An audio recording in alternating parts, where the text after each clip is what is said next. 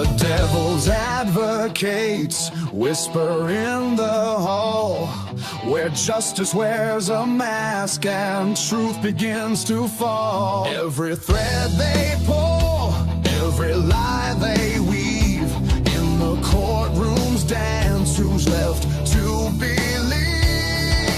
Oh, the devil's in the details, hiding in plain sight, innocent until the gavel steals the light. True crime echoes through the hollow night, fighting injustice with no end. The devil's in the details, hiding in plain sight, innocent until the gavel steals the light.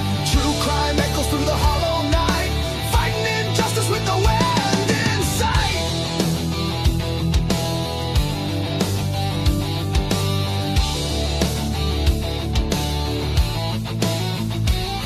A photograph fades where the truth once stood.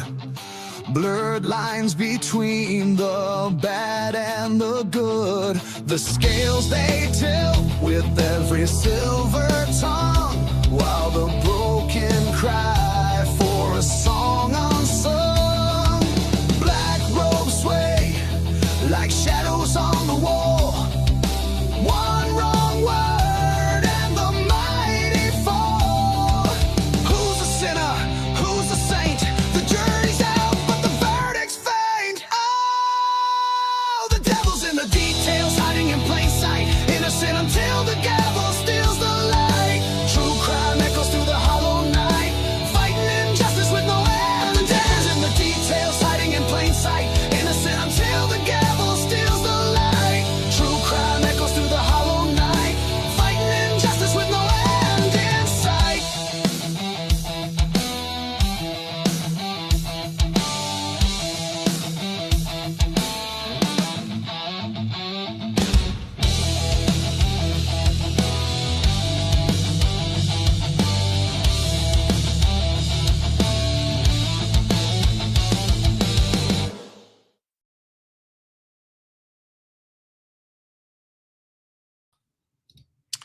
All right, everybody, welcome to a Crimes After Dark on a Tuesday evening. We're going to settle in nice and slow tonight.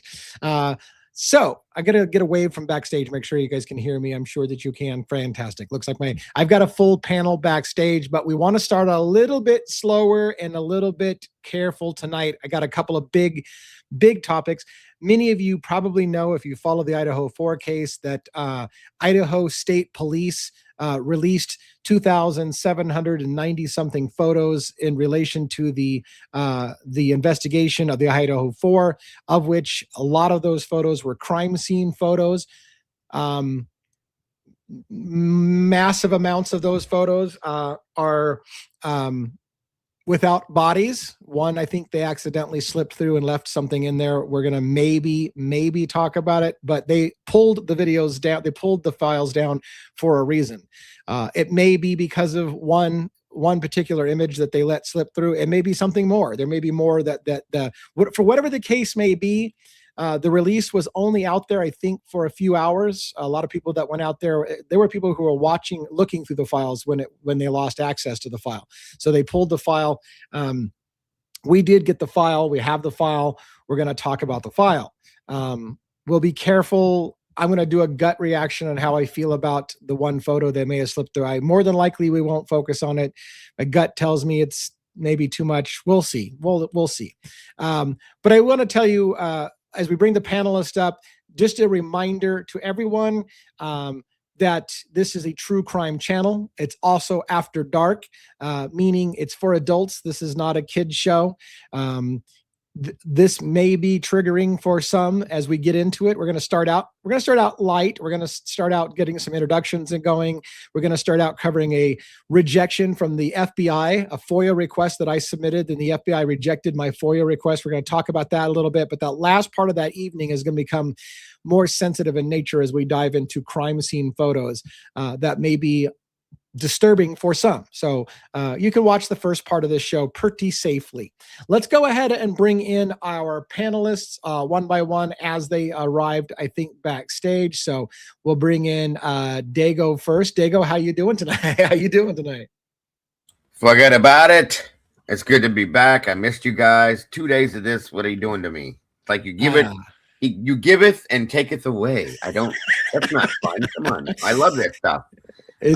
I know, like, and you've been going mad all day about some of the stuff that we're going to talk about for the first time together. So I didn't get to see what you've covered on it, but I also did. I don't know if you know, but I did a members only live, and we talked for a few hours. I think, well, at least a couple hours on the pictures today as well as a members only live. I'm sorry.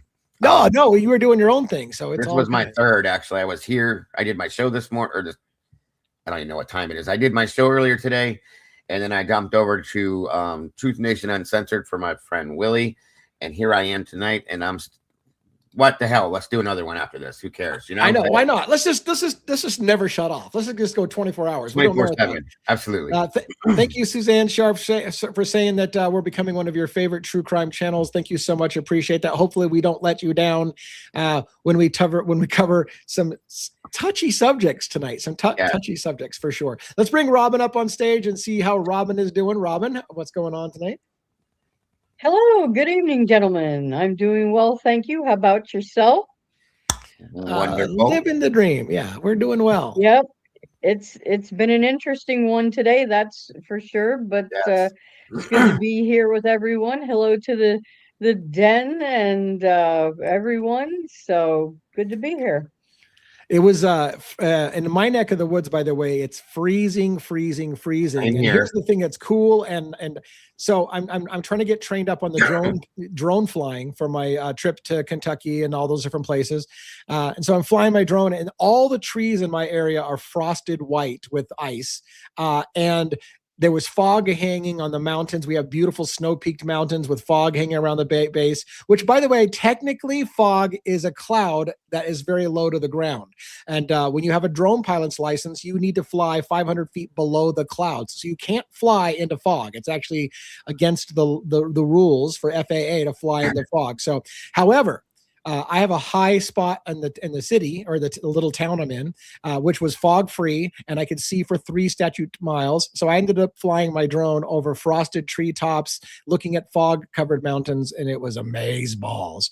Almost had another mishap with my drone. I really got to get experience with the drone, but we're all good. And you'll get it. So you'll get it. I'm going to get it. I'm going to get it down. Well, Robin, it's good to see you and the show. Let's bring 1-1 up, and then we'll bring up JJ, and then we'll get hit hard. So there's 1-1. I need to pull some things off of your face. I got to pull that stuff off your face.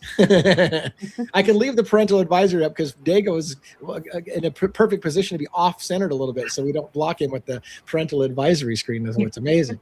What's up, 1-1? How you doing? Good. How was the den doing tonight? Dago, Robin, boss man, long time no see. Well, I mean, you were in the members only live with me going through the photos, and I know it's fun getting your perspective because you've seen plenty of crime scenes in your life, so you had some perspectives about the crime scene photos as well that we'll get into in a little bit. So looking forward to that. If you want to do a monologue for us, that's cool. Let's bring up JJ real quick first, and then if you want to kind of read us in, we can get on that. JJ, how you doing for this evening? I'm good. What's up, DA, Robin, 1-1, Dago, Denizens, Meatballs, Hello. Mods? How you guys doing?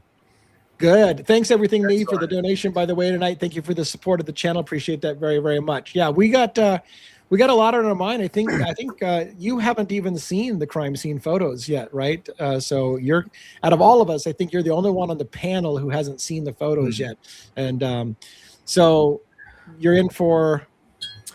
We saved them for you, though. When I say I wouldn't say you're in for a treat. You're in for a discussion. You're in for a discussion tonight. I'll tell you that. It's funny.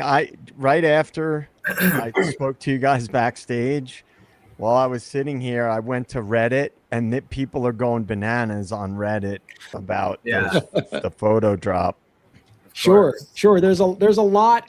I have a lot of. I'm glad that I did it as a members only today because my first reactions, I would say something that was wrong, and then like 1,000 photos later, I'm like, oh, I was wrong about what I said earlier in the night. So that's part of the reason why I want to go through it before coming on with the public is I want to kind of get some of those mistakes out and not mistakenly say shit that some will accuse me of doing it for shock value. I'm not doing it for shock value. I'm literally telling you what I see. I Right. still have questions that I don't have answers to, and I probably will still talk about those questions I don't have answers to, but I try to avoid the clickbaity shock jock type first reactions and try to do that for members only so that we don't do it live and discredit myself as kind of that kind of guy. You know what I'm saying? So not to say that there's anything wrong with people who do it right and go live and don't overreact. I sometimes overreact. I get emotional. So I sometimes overreact to things. So that's how I police myself.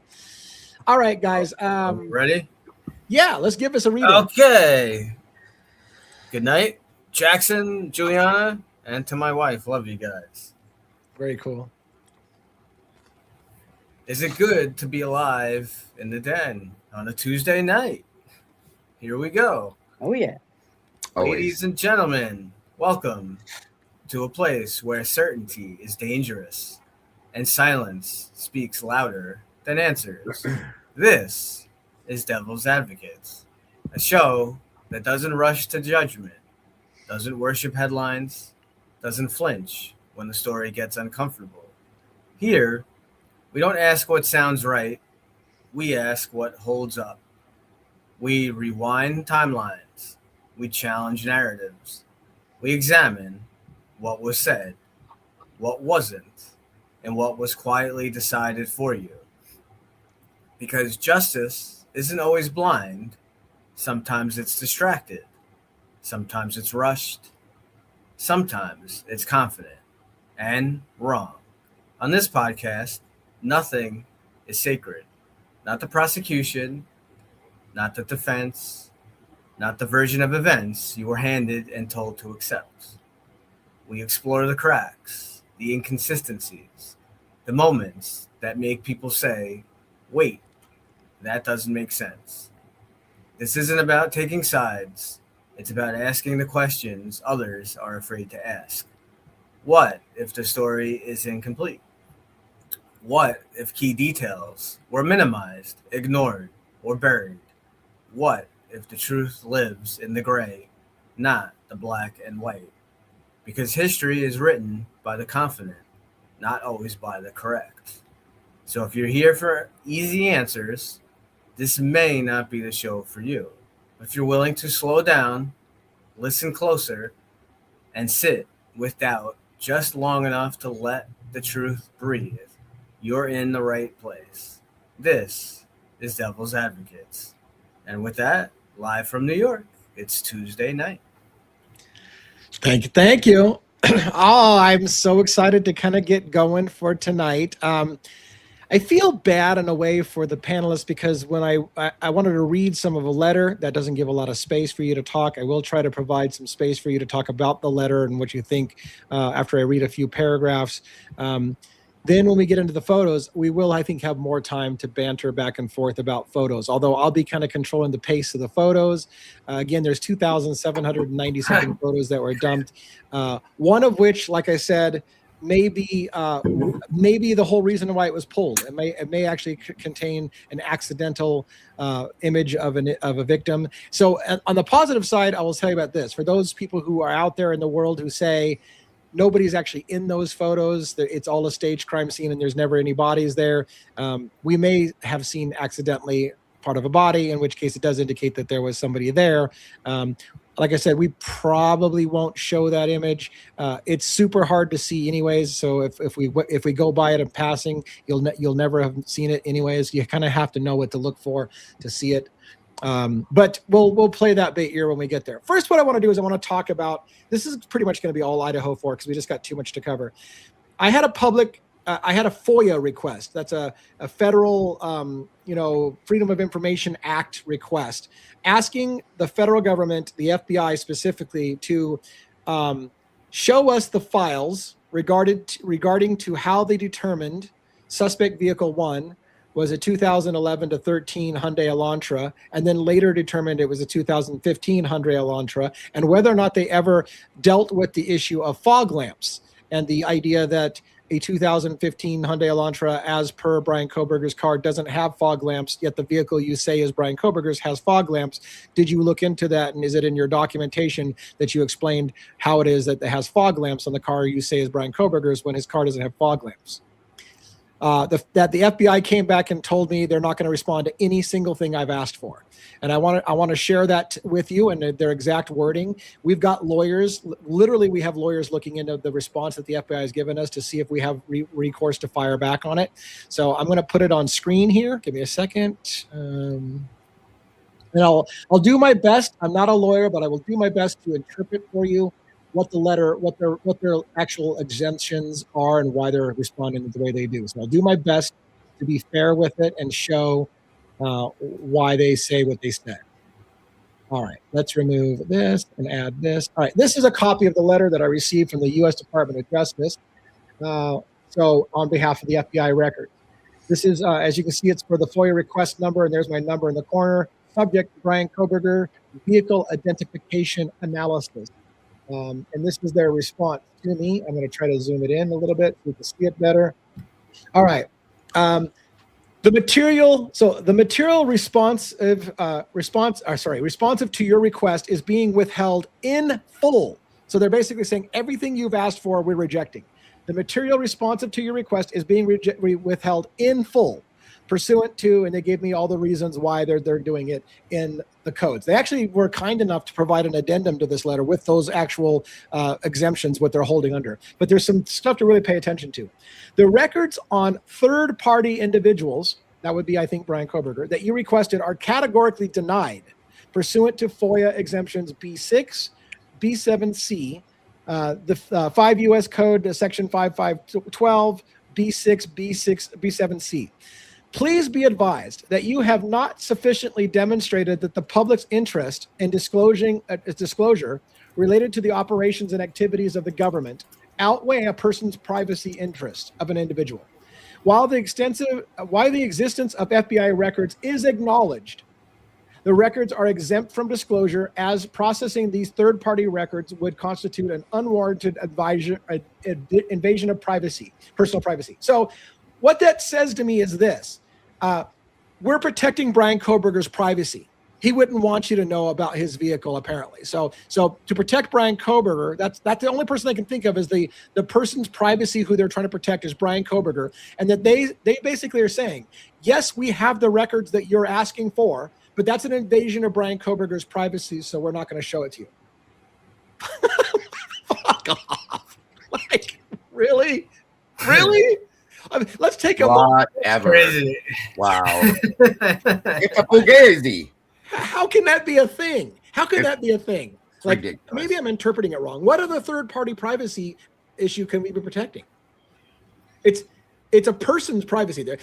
Unless they're talking about, like they were doing in the documents, the reason why they were sealing everything was to protect probable witnesses and or possible alternative suspects or something, maybe. They do kind of get it. They do kind of get into that. I'll show that in a minute. Or maybe what you mentioned earlier, Lee, on the live. You know, you mentioned something, but maybe it's maybe Ann Taylor is potentially maybe it's something about the fog lights. You know, maybe she's actually. There's another part of the rejection. So right now, I'm only focusing on the privacy issue. Brian Koberger's privacy is being invaded by talking. But you're right. Let me read another part of the letter, which gets into the really interesting part, I think, of their rejection. Additionally, the material that you requested is located in an investigative file, which is exempt from disclosure per, and then they give me the B7A exemption. We're going to show you why that's in there. Records or information compiled for law enforcement purposes, but only to the extent that the production of such law enforcement records or information could reasonably be expected to interfere with law enforcement proceedings. This is where it's going to get interesting. The records responsive to your request are law enforcement records. There is a pending, this is big, there is a pending or prospective law enforcement proceeding relevant to these response records, and release of the information could reasonably be expected to interfere with enforcement proceedings. What that tells me is they potentially know they're going to have a fight in court about the fog lights and about the identification of the vehicle. And because there's a pending law enforcement involvement in an investigation or something that's coming lawsuit, they can't show it to me. That's what it sounded like to me. So the WSU lawsuit and or Yep. the leak investigation or both. Or both, right. I have to wonder as well.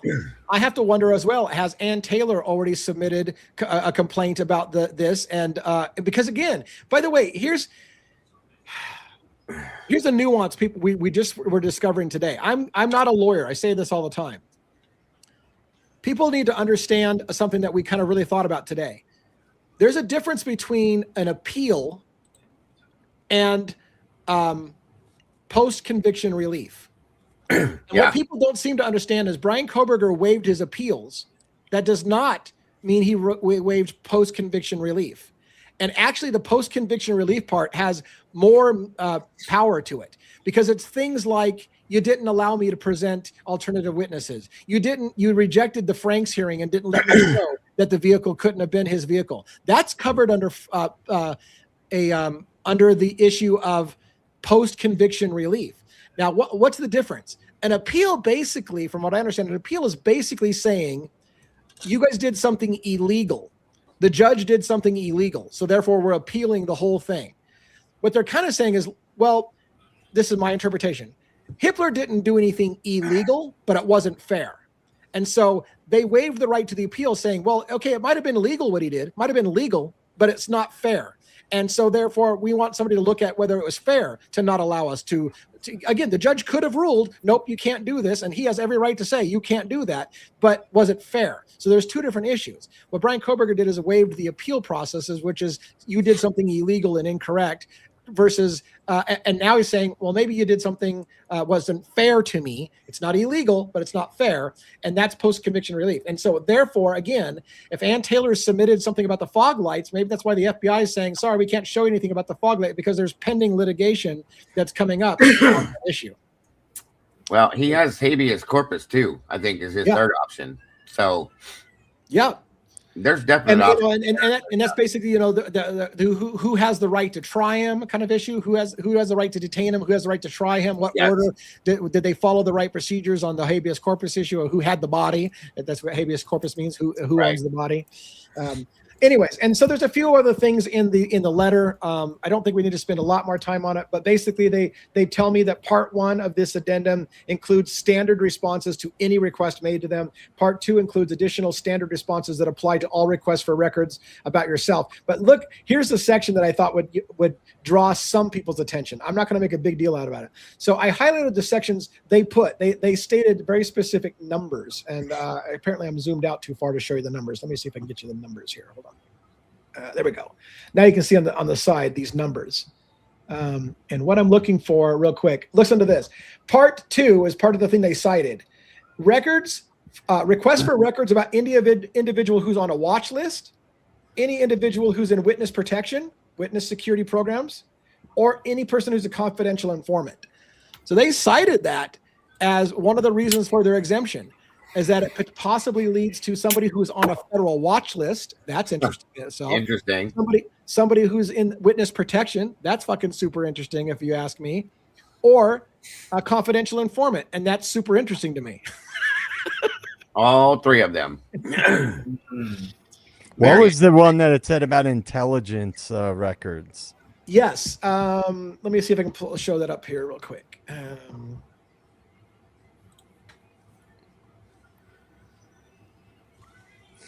There was something, it's up at the top there. I see it. You see it right here? Right there, intelligence records. Congress excluded 3 categories of law enforcement for national security records. Why would a incel killing people in Idaho have anything to do with national security? So how are you hiding behind national security issues? I have always wondered what the national security issue would be with this. I've always had issues with that, and that I think is probably one of the most important things right there. Right. Well, and this might be the tell-all, a witness security program. The FBI can neither confirm or deny the existence of records which could identify participants in the witness security program pursuant to FOIA exemption, blah, blah, blah, blah, blah. This is a standard response and should not be read to indicate that such records do or do not exist.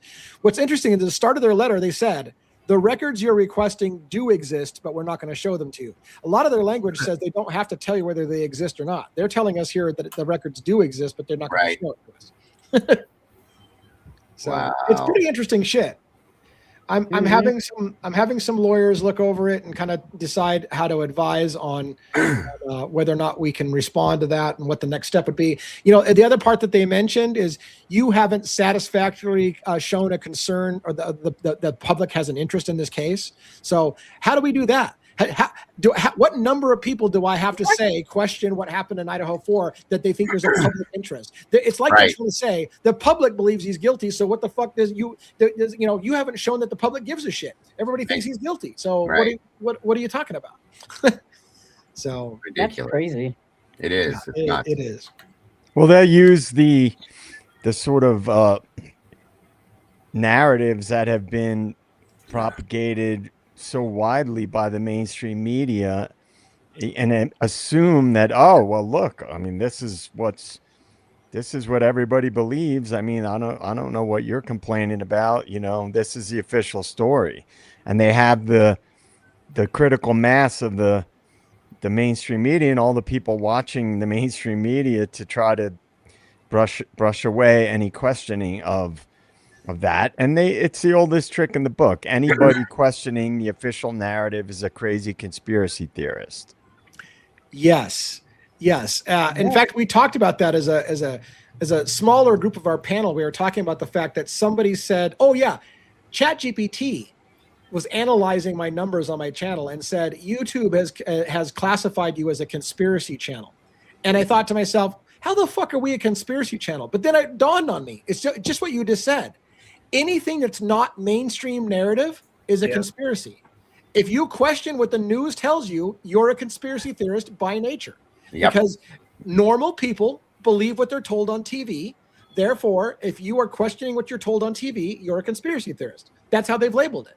So because we're not repeating the narrative of mainstream media, we are therefore a conspiracy channel. Well, that's how everybody gets easily dismissed in today's world, right? If we're questioning official narratives, even the most preposterous official narratives, if you're questioning it, you're a conspiracy theorist. And that's what happens when the CIA basically controls your mainstream media for decades and decades.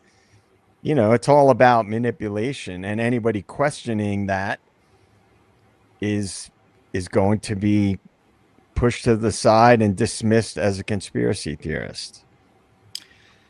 It's sad that we are, and again, I think someone like you, Joe, probably are aware of the historical origins of the term conspiracy theorist, where the government themselves basically coined the term as a way to basically dismiss anybody that questions things. Just call them a conspiracy theorist, and people will then dismiss them as tinfoil hat wearing. It's a propaganda thing. They've gotten into the minds of America to associate conspiracy theorists with tinfoil hat crowd, and therefore all you need to do is label them a conspiracy theorist, and people shut their minds down and stop listening to you. So some might even argue that a certain agency that I love so much creates crazy off-the-wall conspiracy theories and puts them out into the public. That way they can easily dismiss any other theory as a wild and crazy theory. So you flood the zone with really crazy stuff,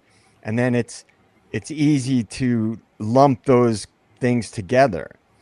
And and I don't want to pick on a conspiracy, so I'm trying to avoid saying it. But I thought the same thing. Like what I felt they took a conspiracy that most normal people on their face value would think that's ridiculous, and it became one of the biggest conspiracies talked about in the last 5 years. And then they went and said, "See, this is the kind of shit conspiracy theorists think.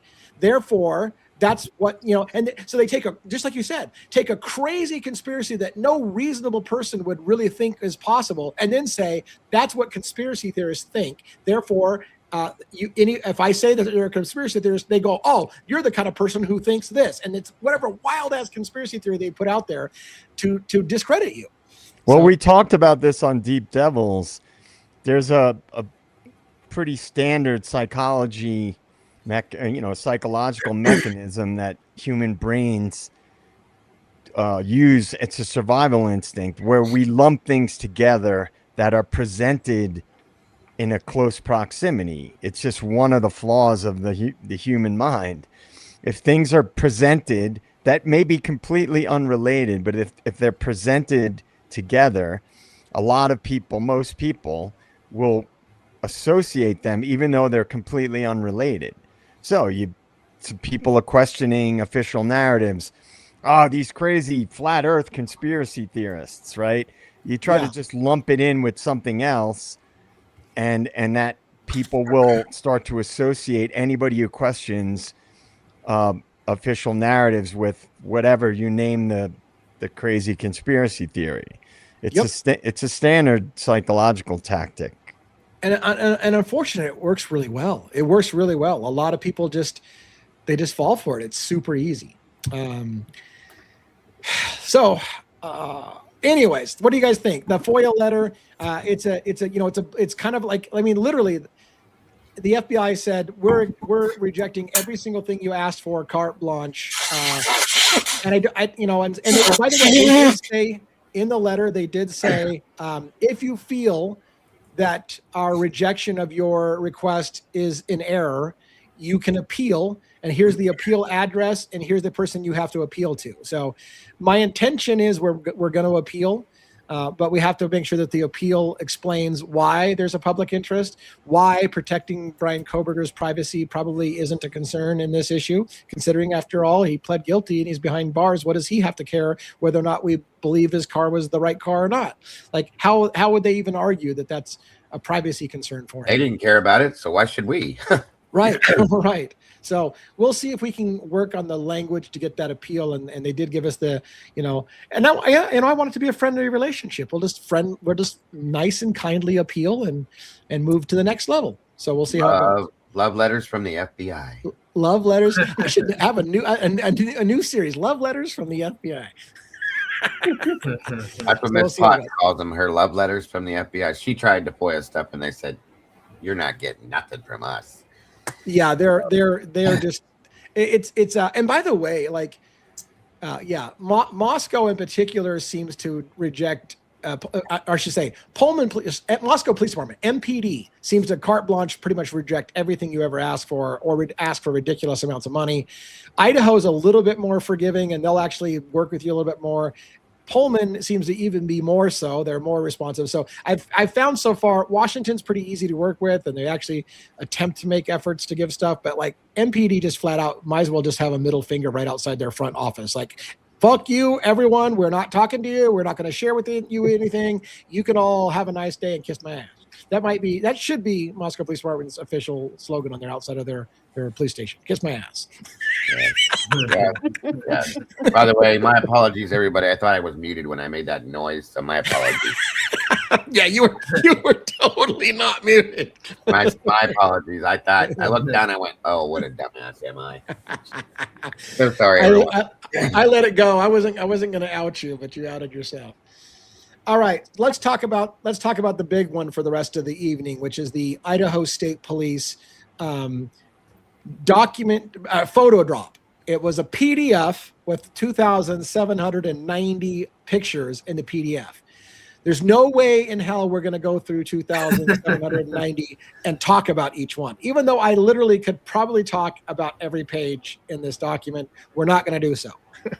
So what we're going to do is we're going to put it up on screen, and we're going to talk about sections. So I've got sections to talk about, and I want to kind of talk to you about this. The first one, and I don't know whether to put us in relief over here on the side or whether giving everybody as much real estate as they possibly. I don't know how much more real estate they really get doing that versus this. So maybe we'll just go with this. And I'll take the parental advisory off. against my better judgment, parental advisory is a kind of a thing here. Listen, this set of photos is going to be potentially disturbing for some people. We've talked about before when they released photos. Where's all the blood? This doesn't even look like a crime scene. None of this looks like a crime scene. This will look like a crime scene, in my opinion. It will look like a crime scene, and it's going to be a little graphic. There will not be bodies. That we got that redacted. There's reason to believe that there are bodies there in some of the photos. Maybe the bodies aren't there. Maybe they're redacting something else, but there's reason to believe that there are people there. So this is some of the first concrete, real, like, a crime actually did happen. Let me remind you, this is a true crime channel. In a true crime channel, we're going to talk about crime scene photos. It's part of what we do. This is not for sensationalism at all. This is for educational purposes and to talk about what you see and whether or not it's consistent with what we've been told. All right.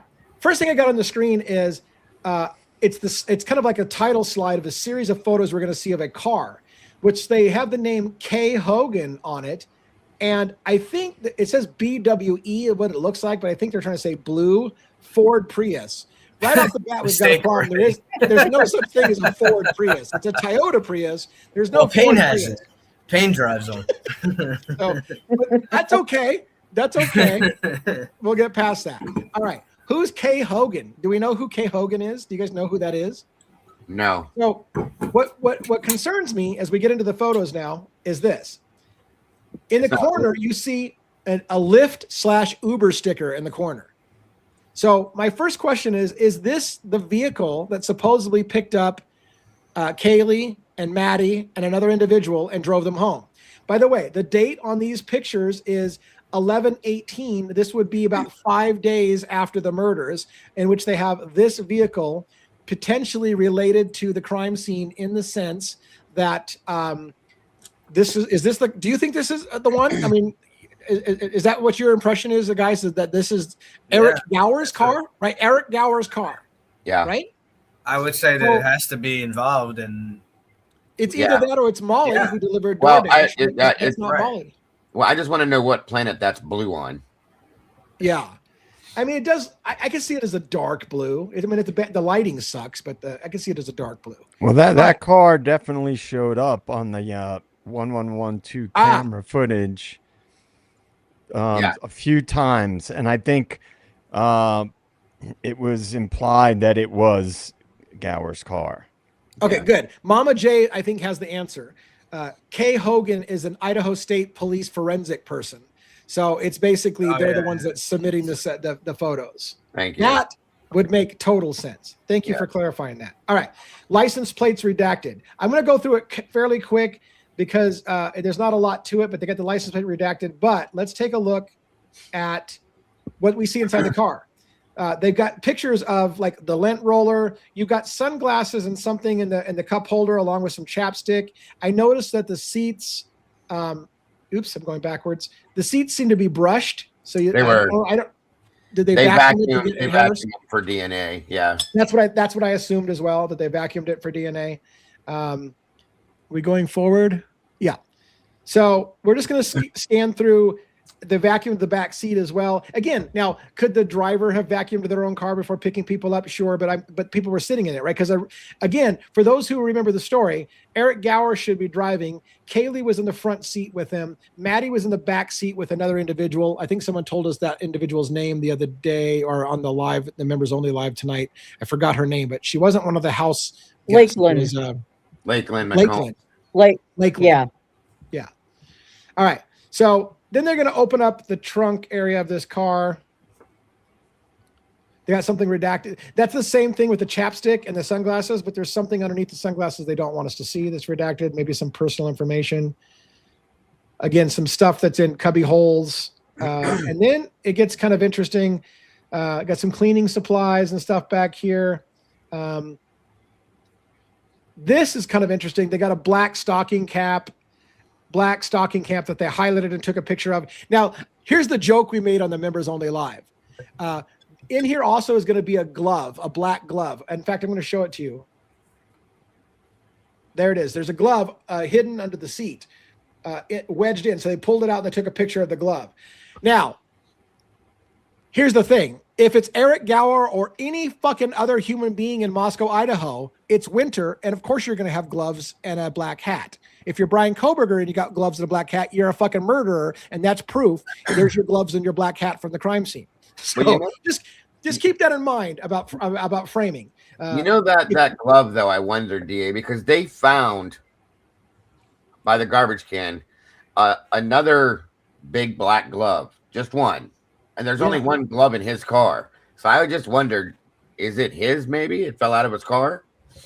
Well, and is it a different glove than the polar glove that was found in the parking lot? If you're talking, so you're saying they found a glove down by the dumpster? Yeah, I didn't know if it was the same.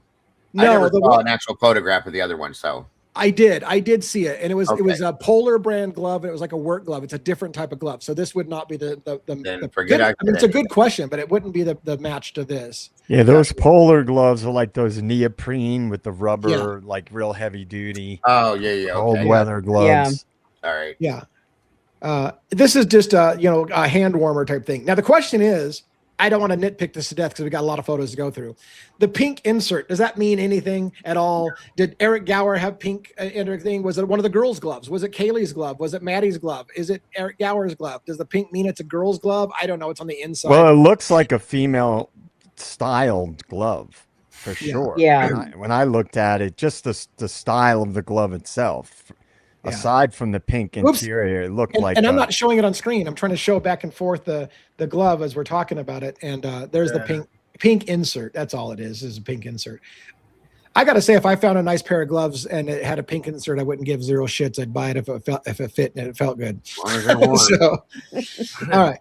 So here's the crime scene house. Now this is where things are going to start to get progressively more graphic. Okay, so keep that in mind. Now, there's going to be blood all over this house. It starts pretty weak because it's just basically drops, cast off, things that are on the wall, and then when we get to the bedrooms, it's going to get pretty hairy. So if you are sensitive to that kind of stuff, check out later or leave and come to a different night because we're not going to do this every night.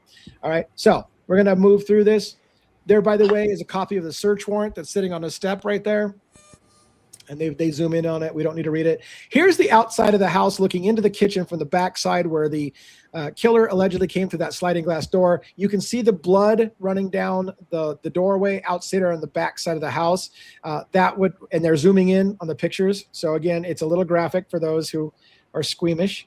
And again, that does seem to line up with Zana and Ethan's bedroom. That seems to be right about there where you would see the blood come through. And by the way, just to let you know, watching the photos, if Ethan's bed was right up against the wall, there was a big pool of blood that we'll see right there.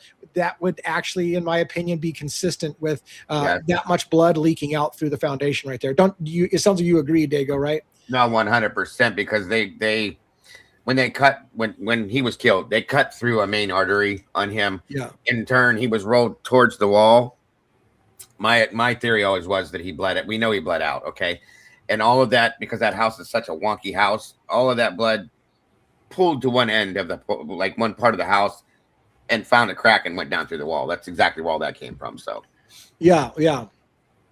All right, let's continue on with the photo observations.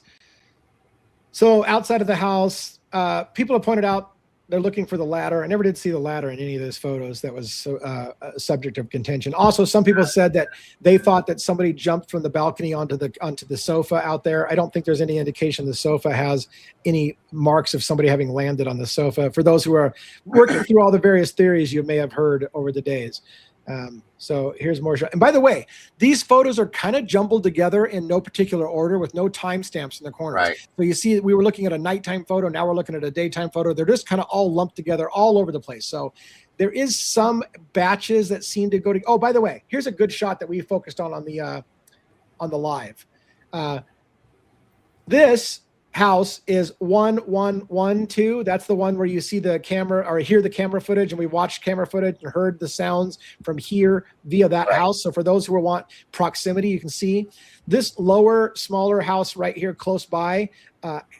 Emily Alant had one time lived there. Her address.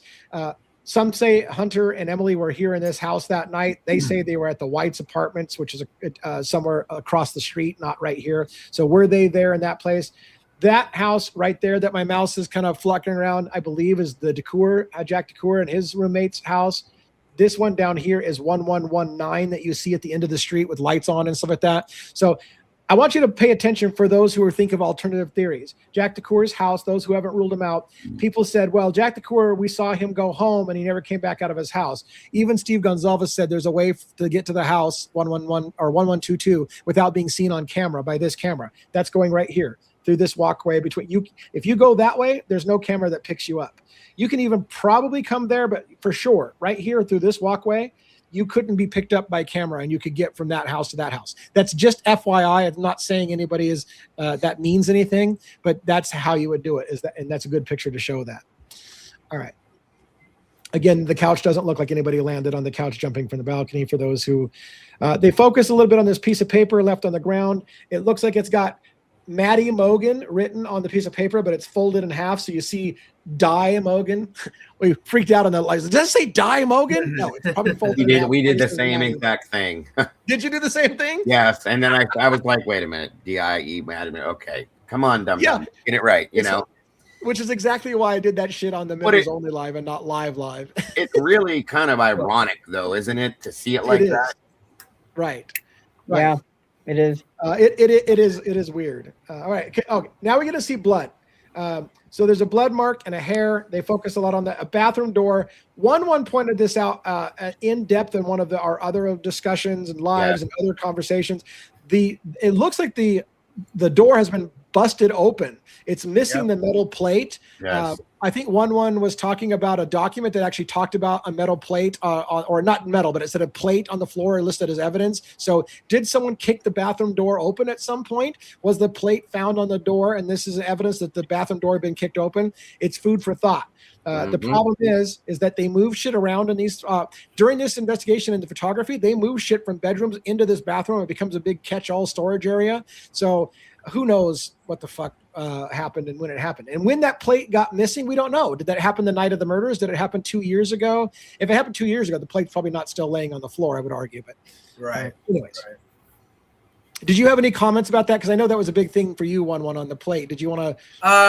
No, I mean, I think I spoke about it too with Dago as well.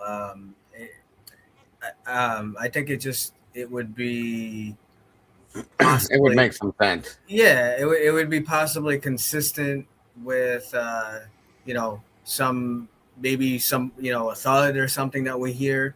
If someone is using like a real, his camera seems to pick up a lot of faint sounds. I mean, the only thing is if they were using that much I would think that we would see some kind of damage. It's a wood door. I mean, I don't know how crazy, I would think we'd see some kind of damage also to the door. Like you said, is there any proof that this, this could have happened 2 years ago? We're not sure. But just real quick, it does follow kind of like we mentioned in the live earlier. Again, if Dylan is saying anything truthful at all, she did say Kaylee went, she went to the bathroom or heard her in the bathroom crying or whatever it is. Could it be Kaylee locked herself in the bathroom and the perpetrator kicked the door in? It's believable. It is. Yeah. And DA, before you get too far away from it, someone in the chat mentioned something that I wanted to point out as well. I don't think that was Jack's house that you pointed out. I think his was to the left of that. I was wondering if his was slightly to the left of it as well. And so just to go back here, right there. Yeah, his could be over further to the left, which would be more of like a 1-story instead of this 2-story right here. It is more, quite a bit more to the left, yeah. In fact, this is 1119, isn't it? Yes. Okay, so Jackson's is directly across the street from 1112. Yeah, right. I got the angle wrong. So I was wrong about that, and I hate doing that on a live. This is 1119. Jax is over here. Same thing though applies to this walkway. This walkway is still invisible from 1122 King Road camera. But yeah, so sorry, that is 1119, not Jack's place. Thank you for correcting that. And I feel like shit for having said that. So let's get on. No reason to. All right. So this again is a blood spot on the banister leading. There's a banister right here, a staircase leading down. There's some blood that they've highlighted there. We're going to see it closer and closer. So there's blood spatters on the wall. A lot of little photos like that. Here's a picture of that famous Pong game they were playing on the table, and pictures of the banister. You see blood right there on the banister, on the wall area that they're focusing on. Again, we don't know when that blood was left there. Could it have been there for 2 years? Was it from the night of the murders? We don't know for sure, so you can't say definitively. There's the steak knife that they've evidence tagged. There's more blood on the banister right there. Remember, there's unknown male DNA tested on the banister in one of the documents that they never knew who it wasn't Koberger, and it wasn't the victims. It was unknown male blood B. They don't know, and D outside in the glove in the parking lot. They don't know who it belongs to. They only tested 4 spots on the hallway up to the stairs. Why? Oh, who knows? Yeah, right. All right. We're going to keep stepping through. You can see they've marked a lot of blood marks. There's a lot of blood all over the wall here as well.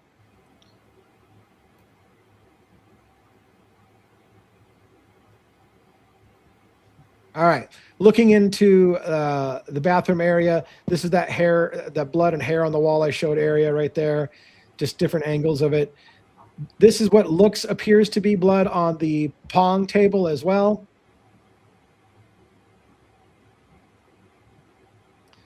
Now the kitchen. Now the kitchen bothered us on the members only live quite a bit because they keep moving shit around in the pictures in the kitchen.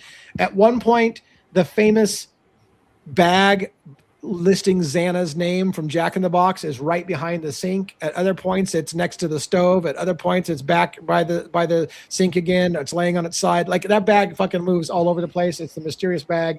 Where exactly it was at what point is unknown. There's some blood. Right. There's blood drop down here on the floor by the sink. And why is that such a problem? The problem with this is that they don't label these. They need to label these photos. Obviously just like dump this shit out. We need to have they should be time stamped, so we know. Obviously, going through the rooms at a certain point, you have to move items. Like you're going to go through Kaylee's drawers. You're going to go through the closet. You have to move stuff to get to it, right? But they should be labeling it so we know what day, when this is done. And they just throw it at us. Yeah. All right, let's keep moving through because there's a lot of crazy stuff to come. Again, blood on the banister there, which they're marking. A lot of blood spots on the door frames right there. And again, these are potential blood. They have to test it and make sure it's blood. They're interested in this can because there's a blue latex glove that they pull out of the trash. So they evidence tagged that. Blood on the table there. Little spots of blood everywhere, all over the place that they're picturing. Again, we've seen that wall before. We're going to get to places where we're going to slow down. I'm just going to step in quick. There's some blood down here by this table. So you see it there. They zoom in on it. Potential blood, at least. This photo confused me when I saw it as well. It still does. Maddie Mogan is listed on the top of this tote, and Maddie something is redacted here. So it can't be Maddie Mogan again. Why would they redact Maddie Mogan's name when it's up there in the corner? So what does it say right there? It might be an address. It could be. Oh, yeah. Or a phone number. Okay. Yeah. Good call. Look at Joe's keeping us on our toes tonight. I'm a jaded New Yorker. This doesn't look like a quadruple murder scene. Well, we haven't gotten there yet. You will see things that look a little closer to a quadruple murder scene. Some of it does. I agree. Yeah. Here's Kaylee probably Goncalves, and it's got an address, maybe a partial address or a phone number, 208.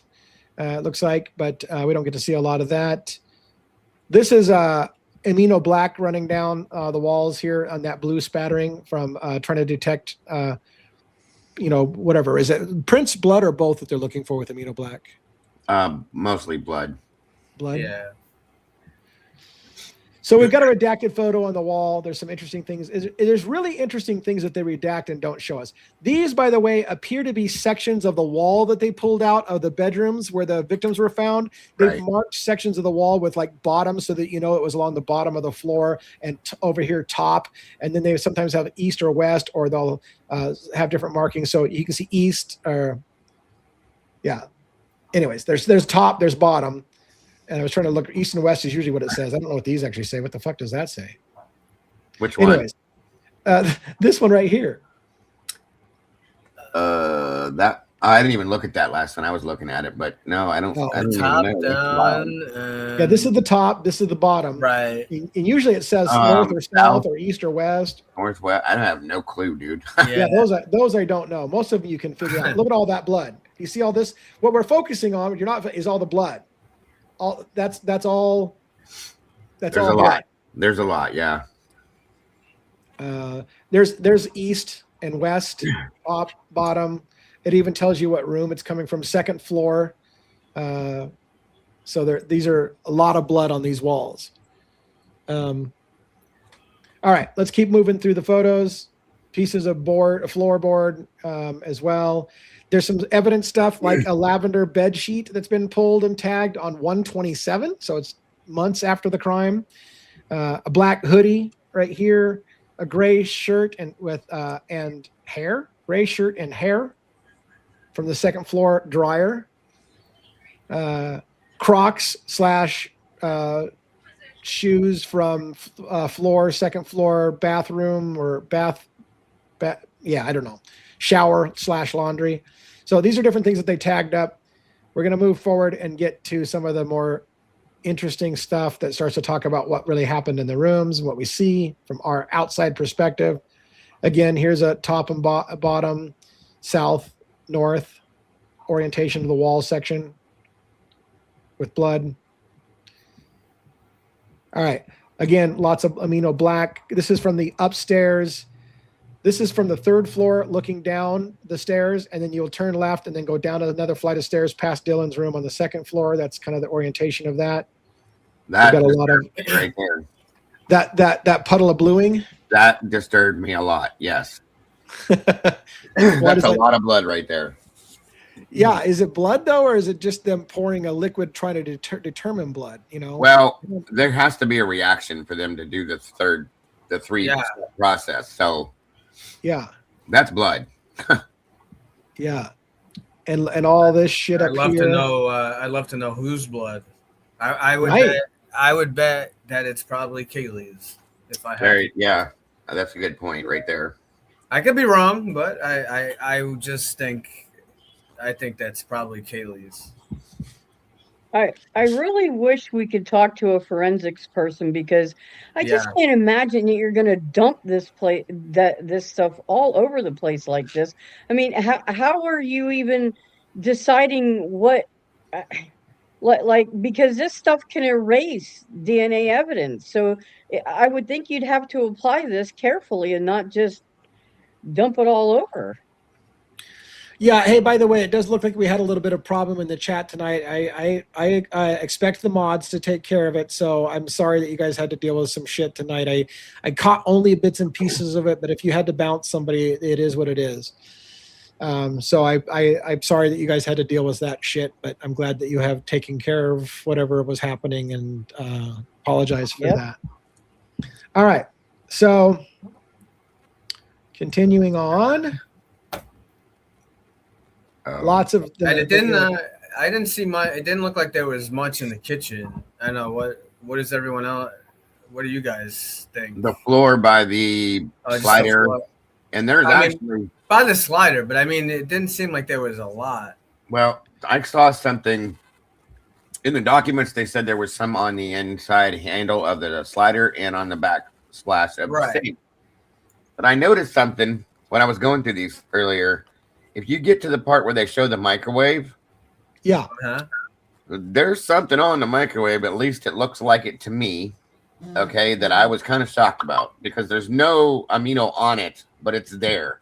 This looks like a print on the there's on a the lot of sliding prints glass there. door. Yeah. Right. So, but again, I mean, everybody would have prints potentially on the door. I mean, people use the sliding glass door, so there's going to be prints all over that from people who live there, from friends that come over. So print doesn't necessarily mean it's evidence. Of course not. No, but remember, it was deep cleaned.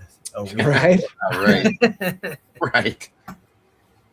Now, here's what's interesting. Look at this. Even in this photo, look at how clean the counters look. Later on, we're going to see photos, and it's full of trash and stuff in the sink, and they just keep fucking with this crime scene. You don't know what order things are done in. They focus a lot on this little marking on the door. Yeah, I don't know what that is either. I don't know what that is. It's like a Sharpie, but they apparently thought that it could potentially mean something, so they took a lot of pictures of it.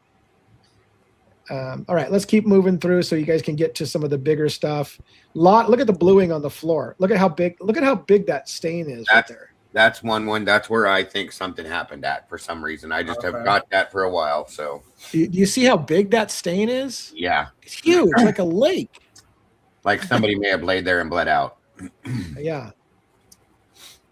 And there's a lot, like you said, on the kitchen. Look at all the blue, all that they've poured all over here. Right. And again, the whole countertop is cleaned off. Later on, we'll see it all dirty again. So this is their processing of the scene. There's been some marks of stuff there. We're going to step through it relatively quickly. Hold on. Go back over where it shows the very front of the microwave. Okay. Can you zoom in on that? I can. It's not super great, but I will try. Oops. What photo number is that? I can't. Okay, stop right there. Okay, we see the amino in front of it on the counter, right? Look right there, and you tell me what you see right here. And on the whip right there, does that or does that not look like dried blood to you? Yeah, it does. It does. Unless someone had fun with some spicy sauce and. Right, I was going to say to play devil's advocates, right? It's the microwave, but normally you see that kind of bread splatter inside. On the inside, right. But to me, I was sliding through these earlier, and I was like, hold up, and I backed up and I looked and blew it because I blew mine. I could blow really big, and I was like, that looks like dried blood, but it's not sprayed at this point yet. So that's a lot. Too. It does. Yeah, it's a good observation. It does look like dried blood. Yeah. Sorry to stop you. No. That's what we're here for. Is I already went through these photos with others. So I'm looking for what you guys catch that might be new or different, as well as showing you what I saw from earlier. Now here's where third floor. We're coming up. This bedroom right here is Kaylee Gonzalez's bedroom. Yeah. There's a refrigerator there. Maddie and Maddie's bedroom will be over here, but this is Kaylee's bedroom. I found it interesting. Maybe not everybody feels it as interesting as I do. And now we're going to jump back down to the kitchen. So here's Zana's bag, presumably in the kitchen. It's right by the stove in this picture. They've laid it on its side. They're going through the contents. It looks like there's zero food. I thought somebody said that there was partially eaten food in the bag, but this looks like it's completely empty. And then you step forward and look, now the bag's not there, and there's orange juice containers there and stuff. And now the Zana bag is over here behind the sink. They just move shit around a lot, so you don't know what the fuck to think about that. But now the Zana bag is right there again behind the sink. Now we're looking in the bedroom again, or the bathroom. And again, the bathroom now is becoming a storeroom for all the stuff they're bringing out of the bedroom. So that's, again, they're just kind of jumbled shit together. All right, we're going to keep going through this.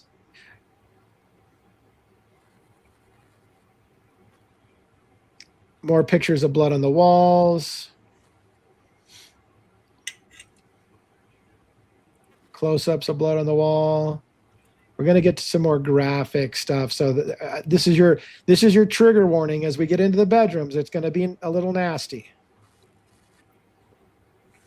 Again, blood on the banister that they're highlighting there. Back in the kitchen with markers for the spot on the ground. Okay, I think we're in. Oh, not quite in the bedroom. yet. We're not trying to just find out how many mistakes the cops made. It's trying to go through this to get a narrative of a match, Right. See what actually makes sense. So, we didn't get to the bedrooms yet, but Dago he'll chime in too. And I could tell you, with the amount of injuries and stuff that was done to Kaylee and Maddie, it doesn't match what we find in their room. And you compare that when we get to Ethan and Zana's room, you'll see. So we're not. I think we're gonna. We're not going through it just to find errors that the cops made. No. Yeah, you're missing the point if you think that we're just looking to nitpick on police. Oh yeah, we found these marks very interesting. Look at the diagonal mark of the blood, and then it runs down from here. Right. It's got a very, very interesting shape to the blood path. Yes, sir. And somebody in chat brought up something just a few moments ago.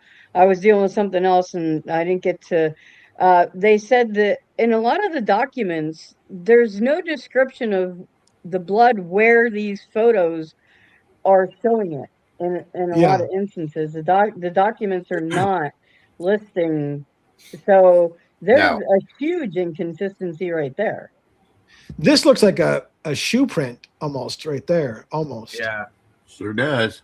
Yeah, definitely. Or part of a palm print, like a upside down. Well, it's kind of got that honeycomb look to it. Yeah, it looks like a shoe. I think it's honeycomb's big. Yeah. There were some boot prints in some of that earlier too. So yeah.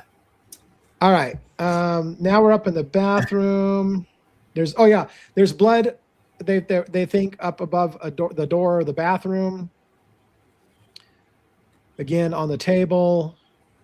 I'm trying to move us through kind of fast because we got a lot to cover and we still have to get there. Here's a diagram. This was interesting. I think we solved this on the Members Only Live. So these are cars parked outside. 2 cars with Washington State plates, 1 car with an Idaho plate, 1 with a temporary Washington plate, and 1 with an Arizona plate. And then we saw inside there was a driver's license from Arizona. And I'm like, who the hell's from Arizona? I guess Zana is from Arizona. Zana was from Arizona. Yeah, Zana.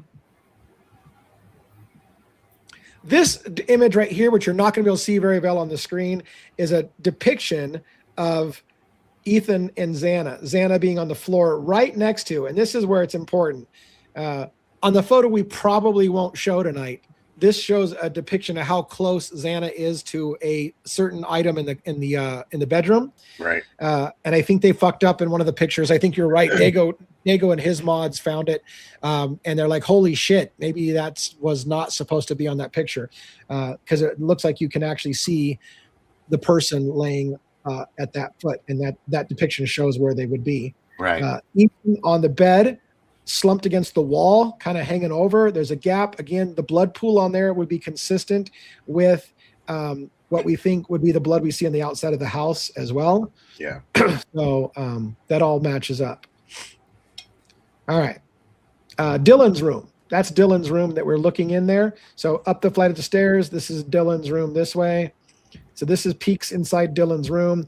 For some reason, in some of the photos, they feel the need to redact what's on her wall. In other pictures, we get to see exactly what's on her wall. It makes you wonder, again, because they're not giving you time date stamps. Did they take something off of her corkboard that they were hiding in the redaction? And once they removed it off the corkboard, we can see the corkboard? Or is it just... They covered up the bushy eyebrows. That's what I'm wondering. Yeah. Yeah, that's what it seems like. And Dago. Yes, sir. I was just gonna say you didn't. We talked about it in the live earlier. Maybe Dylan is the stalker of Koberger. I mean, honestly. So we're going to pay attention just for a moment. We were talking on this particular Dylan's room about the pink blanket with the hearts on it, which will appear here, but it's not here. Right. Maybe that's it there. They just move shit all over the place in this yeah, film. yeah. I don't know. But let's step through that real quick. So they focused on this moon journal and whatever here is redacted, a piece of paper that she's got written on, some things that they pulled out. Stuff from all over her room. Her prescriptions are hidden. Understandable. Stuff from her driver's license. Understandable. Idaho driver's license, Washington. She's got both an Idaho and a Washington State driver's license. I don't know. Interesting, huh? Yeah. There's an Umpqua bank card. Understandable why they're redacting that kind of stuff. Look at all this. Look at all that. That staining right there. That, in my opinion, relates to coming down from the 3rd floor to the 2nd. That blood going up the stairs there. And what's weird about that? That's Dylan's room. Yep. Yeah. Yeah. Look at that. Yeah. Look at that amount. Look at the amount of testing for blood and shit. Now this is also where this right here kind of off is the latent shoe print that they found outside of Dylan's room. There it is. We're going to zoom in on it here. See, there's the latent shoe print with the kind of the triangular shape for the what was it? A Vans or a Converse? The Vans. And see, that matches that last thing, that last where you said it kind of looked like a footprint and Joe thought it might have been a handprint. That kind of matches the same design. Yeah. And there was a Vans sneaker just sitting in Dylan's room. Right. Yeah. Yeah. Mm-hmm. But of course, that's nothing to see here. Yeah. All right. We're going to keep going up the stairs. Maybe. No, I think we're still in Dylan's room. Yeah. This is still Dylan's room and stuff that are on Dylan's floor. Again, now all of a sudden we can see her corkboard. They talked about in Dylan's room, there was a lot of pictures of eyebrows. She would cut out pictures of eyes all over the place and had eyebrows. They didn't want people talking about that too much because it sounded like she had an obsession with eyebrows. And so she sees bushy eyebrows and like, well, yeah, she's kind of obsessed with eyebrows. Right.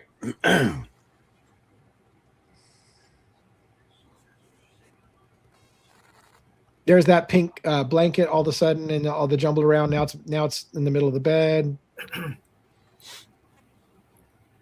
Where there's more interesting stuff coming. I know that this is probably not terribly interesting for you guys, but there's I was trying to see if we saw the Vans. Right here's a Converse, right? Is that a Converse? Yeah, it's Converse.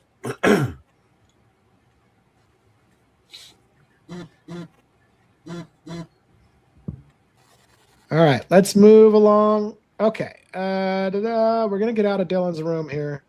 Oh, I did notice Polaroid cameras, even the Kodak old-fashioned ratchet camera, the box cameras, is in the house in the pictures. I thought that was really interesting, considering there's reasons why it's interesting. We don't need to go into it tonight.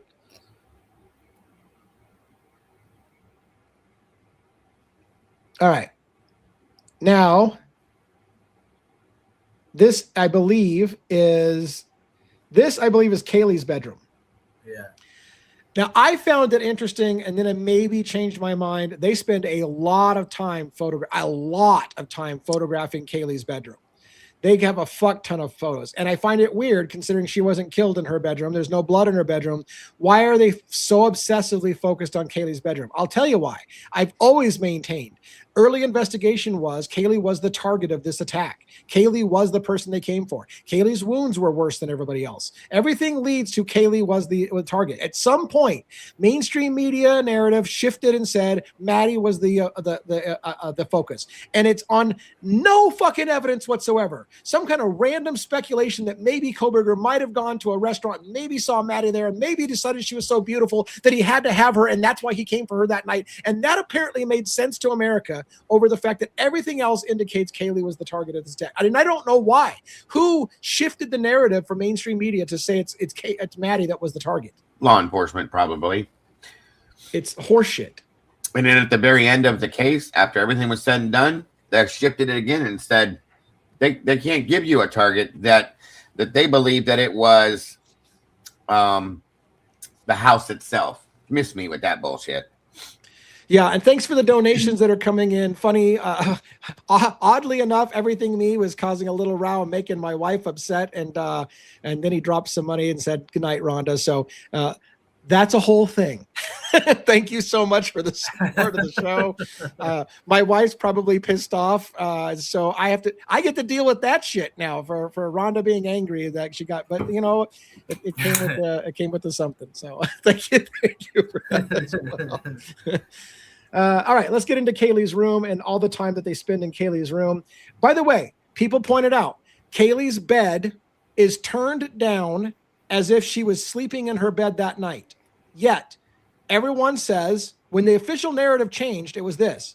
Kaylee wasn't even staying at the house. She was staying at her parents' place for weeks beforehand. She wasn't even staying there. And when she was killed, she was sleeping with Maddie in Maddie's bedroom because she wasn't living there and wasn't sleeping there. And yet, Kaylee's bed is turned down as if Kaylee was sleeping in her bedroom.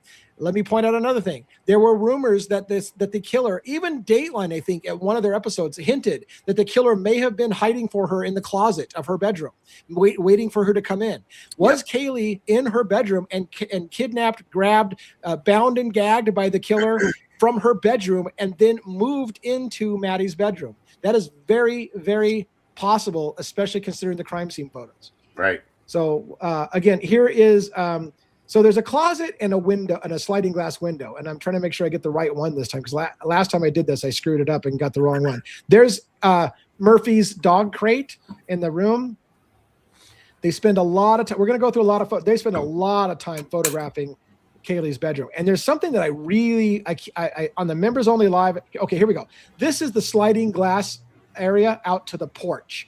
And here's the closet. There is enough space for a person. There was a rumor that somebody might have been inside Kaylee's bedroom closet waiting for her, and she was going to go to bed there. That's why her bed was turned down, and maybe she was taken somewhere else and killed somewhere else in the house. So again, if that's the case, why is that a problem? Why does it matter? Well, again, you've got a time frame in which you think one killer came into the house and killed 4 people on 2 floors in about 8 minutes. And now you're going to say he struggled with somebody and got them out of one room and brought them into another room and bound and gagged them. And that still all happens in 8 minutes for you guys. And then he stabs a couple of them 50 something times. And that still happens in 8 minutes for you. And then he gets out of his bloody clothes and gets into his car without any trace of DNA getting tracked into the house. And that still happens in 8 minutes for you. At what fucking point are we living in reality anymore? And multi weapons too, and multi weapons. Right. Mm-hmm. All right, let's continue through Kaylee's room.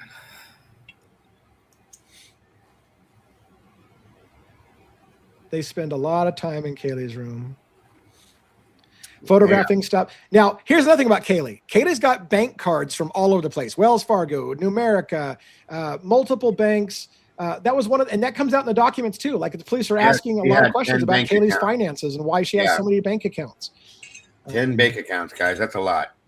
Yeah. Yeah. So there's Wells Fargo. We saw Numerica. There's several different bank cards that they're pulling out.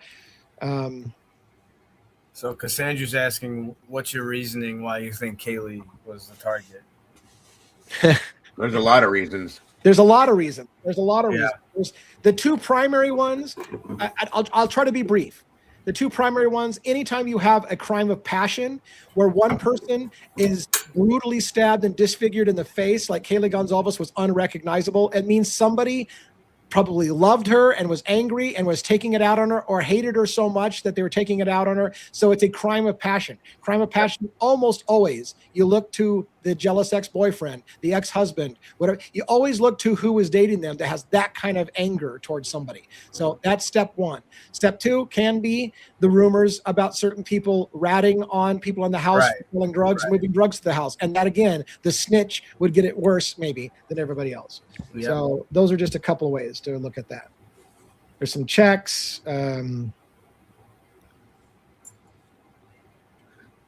They focus on this window where that air conditioning unit is another possible point of entry. What I thought was super interesting, and they focus on this Kindle reader that's got no battery. Wow, they really did spend a lot of time on her room. They spent a lot of time on her room. Wow. And why? Because they thought she was the target. Yep. They thought she was the target. They're processing her room more than anybody because they think she's the target. That's what I in the previous dump. Didn't she have some kind of credit card reader too? I don't remember. See, there's more of her cards in America. She had a credit card reader in one of her drawers, which is interesting. Look at how much time they're spending on Kaylee's room still. Yeah. And no crime happened there. No crime happened there, right? She didn't get killed in her room. So why are we spending so much time on Kaylee's room? Good point. They were looking for something. That's for sure. I believe. Now listen to this. This is super interesting. Who's watching Fire TV? And they've redacted this out. This is starting to be where I get. And then they take a picture at the back of the TV and they focus on the fire stick. and they evidence tag it. Ah. They also evidence tag another Fire Stick TV in the house. Down, guess where? In the room where Kaylee Gonzalez allegedly worked, in that basement room. Oh, Both of Kaylee's TVs, they've evidence tagged the Fire Stick on her TVs. Oh, Right. You can get data off of those. Yeah. Is that nuts? You can get app data. Wow. I didn't get this far into the photos, Lee, but this is blowing my mind right now because of some other theories I had in the past that I won't get into right now. I think that's some shit. I think that tells you something, right? Yes, I agree with you. On the same wavelength, Dago. Yeah, that's interesting as all hell. It's the devil's in the details, is what I always say. You ain't lying, buddy. Yup. More of Kaylee's bedroom. Oh my God, they spent so much time in here. That's exactly what I believe it is, Lee, that they thought and I think they know she's the target. That's my opinion. They 100% believed Kaylee was the target. She had the worst wounds of everybody else. Anyone in that law enforcement would have deducted, oh, she's clearly the target. Somebody fucked her up, right? Somebody did it would have been the obvious choice. And who would be the number one choice in that kind of crime? The ex-boyfriend. Jackie Coeur should have been and was suspect number one. He was listed on the document as a suspect in the case. So that part they got right, having him a suspect. Now, whether he was rightfully cleared or not, that's another thing. But they thought all along, I think they thought at the beginning, this was possibly the jealous ex-boyfriend. Right. Wow. No comment. Yeah. More Kaylee's bedroom. Wow. Dago, we were talking earlier in the live. I'd have to go back through the document. So we were talking about the app. It seems that most of them had Apple stuff. Oh yeah, I wonder if they were wearing Apple watches. And Kaylee had one. Kaylee had an Apple Watch, and that would tell you where a lot. Exactly. Somebody's asking in the chat for Dago to ask me to focus on the balcony photo. We will focus on that. I was going to focus on it for a different reason, but and the Fire Stick, someone pointed out, the Fire Stick has login information, right? That was on the TV. Who was watching? It's going to have all the profiles on that. Who logged in. Yep. And that's going to be an important key in the thing. But they've got it redacted, so we can't see who it is. Now here's her porch. I want to point out something really weird. So somebody was telling you to look at the railing to see where snow's been disturbed. That wasn't what I was going to focus on, but we can see some of the railing there. And they're obsessed. They think, I swear, they think the point of entry in the house was Kaylee's bedroom up here. Yeah, because I think they said that her window was unlocked. Well, if you base it off of Dylan's testimony, where Dylan said Kaylee went upstairs and then ran back down and said somebody's in the house, then that would make sense. And again, there was rumors that the person could have been hiding in her closet. They even tried to suggest for a while that Kohberger was there earlier and was hiding in the closet. It was Kohberger. They even said, I think one of the Dateline episodes said Kohberger hid in the closet. And I'm like, they had to move away from that because it didn't fit the timeline of when suspect vehicle 1 arrived. So how could it be Kohberger? So then they had to back away from Kohberger was waiting in the closet. There was also another theory that there was somebody standing outside on that balcony when she went upstairs. They came through the door and went after her. So, all right, let's keep going. Can I get join? Okay, are there some? Robin, can you or somebody can? Maybe one of our mods look in there. There's some questions coming, and I'm trying to move forward, and I didn't get to read them all. Yeah. Look at this. This is what I'm concerned about. Do you see this thing out there on the ground that's got a USB-C cable? It looks like it's connected to it. I'll tell you what that is, Lee. That is the plug-in for the lights that are out on the balcony.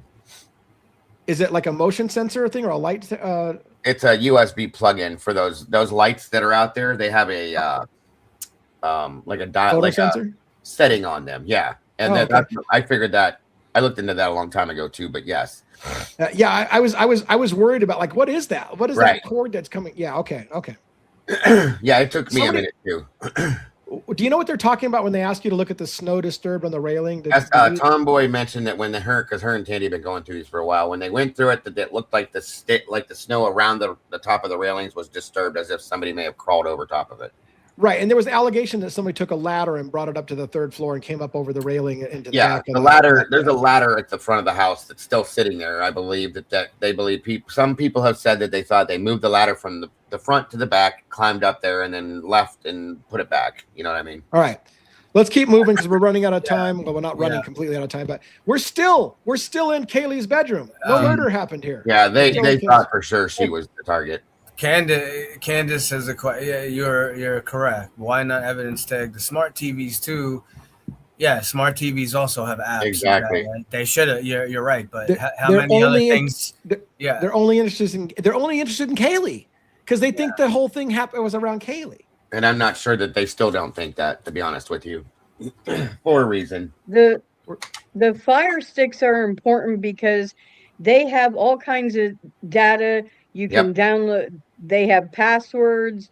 They have like your watching history sometimes and things like that. So that's why the Fire Sticks could potentially be really interesting to them, to the investigators. So and they found one. They found one in Koberger's apartment attached to his TV as well. So could but the smart TV could have just as much info as well. Oh yeah. I want to address this. I want to address this comment not to attack this person, but to just tell you how I understand. Every law enforcement detective looks at the multiple homicide for the types of injuries to determine who was the target. So I disagree when you say, I don't think it's important to know how. Yes, it is.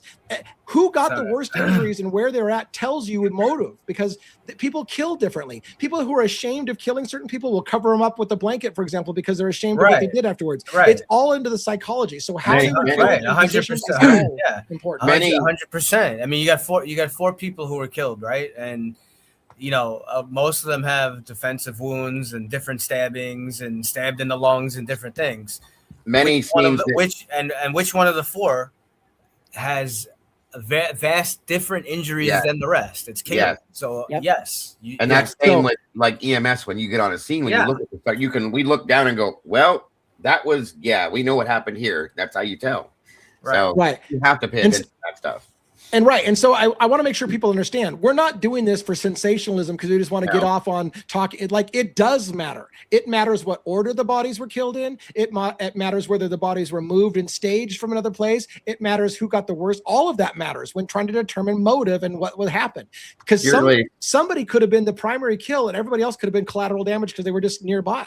Purely educational. Absolutely. Yeah. All right, let's keep going. It's gonna get worse pretty soon. All right, now it's gonna get worse. All right, we're gonna move in. We're gonna move into Zana and Ethan's bedroom. It is graphic, so if you have a problem with graphic, again, you're not gonna see bodies, but it is graphic. So I warn you right now that there's a lot of blood, and we're gonna talk about it in detail to talk about whether the crime scene is consistent with what they told us happened. Right, that's what we're gonna do. So if you can't handle that kind of thing, don't go there. All right, here we go. So thank you, Andy. Lots of stuff all over you can see blood all over the floor here.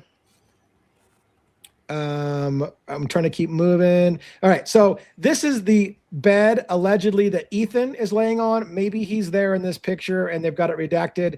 There's a lot of blood splatter on the wall behind. There's a white sheet tapestry that didn't seem to get any blood on it, which is weird, but there's a lot heavy, what one and I think is heavy arterial blood, like a really deep vein cut that bleeds out right up against the wall and is consistent probably with it running down the side of the house, outside the house. So that all makes sense and looks like the crime scene to us. Absolutely. Yeah. There's a rug here.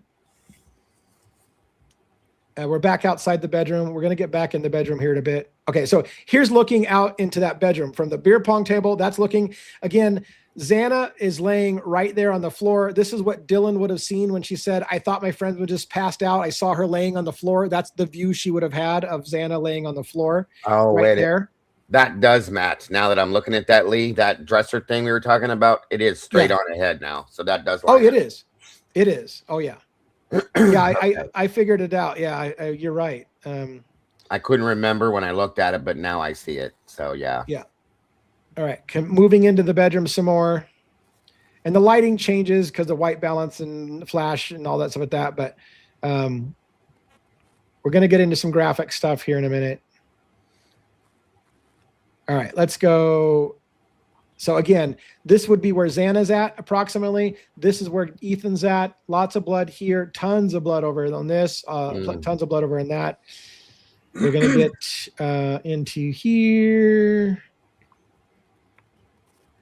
And look, there's a chair here or of some kinds, like a stool that has blood on it, blood on the wall up here. Again, there's blood here on this pillow. This is where Zana's body is at, we believe.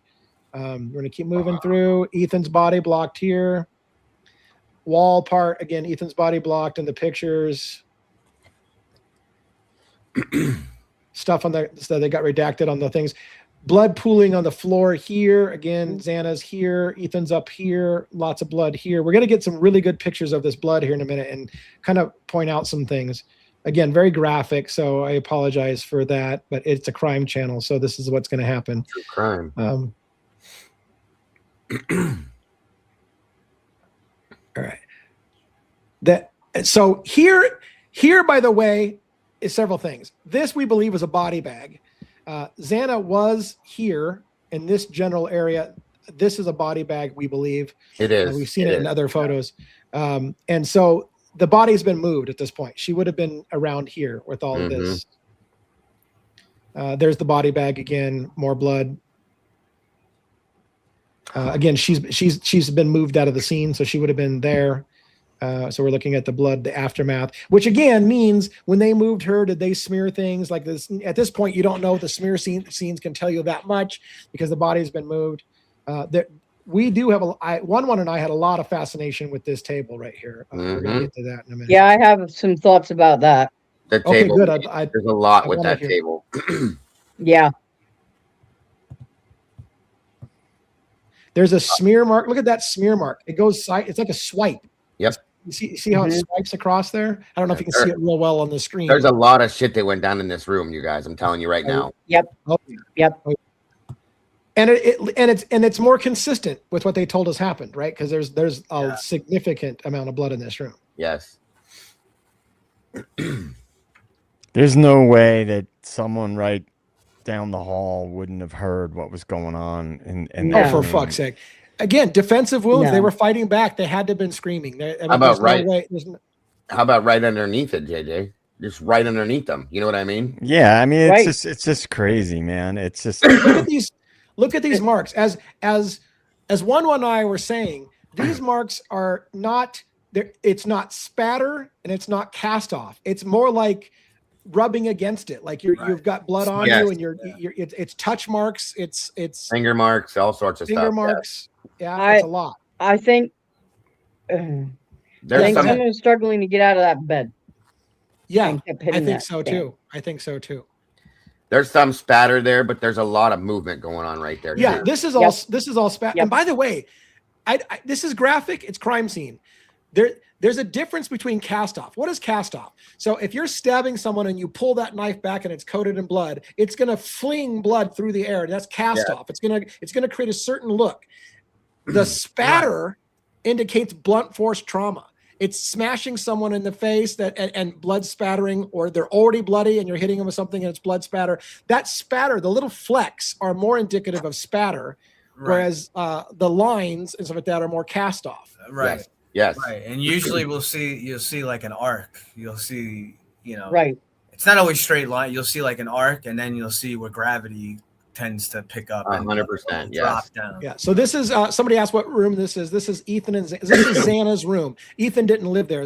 Ethan was the boyfriend who was there that night. So this is Zana's bedroom where Ethan and Zana were found. And there was, if you look around the room as it sits right now, there was definitely like a lot of movement, meaning there was some fighting going on in that room. Yeah. Yep. And by the way, this spot they focus on a lot, and I also find this really interesting. I believe that looks like a footprint. It does. It also looks, well, let's just get in. They're going to zoom in. So it actually looks, I don't want to get too graphic. There's a lot going on. That's a pattern of things. And they focus on it a lot. They get measurements out. It could be an imprint from the body. Okay. Yeah. and it leaves. They leave. Yeah.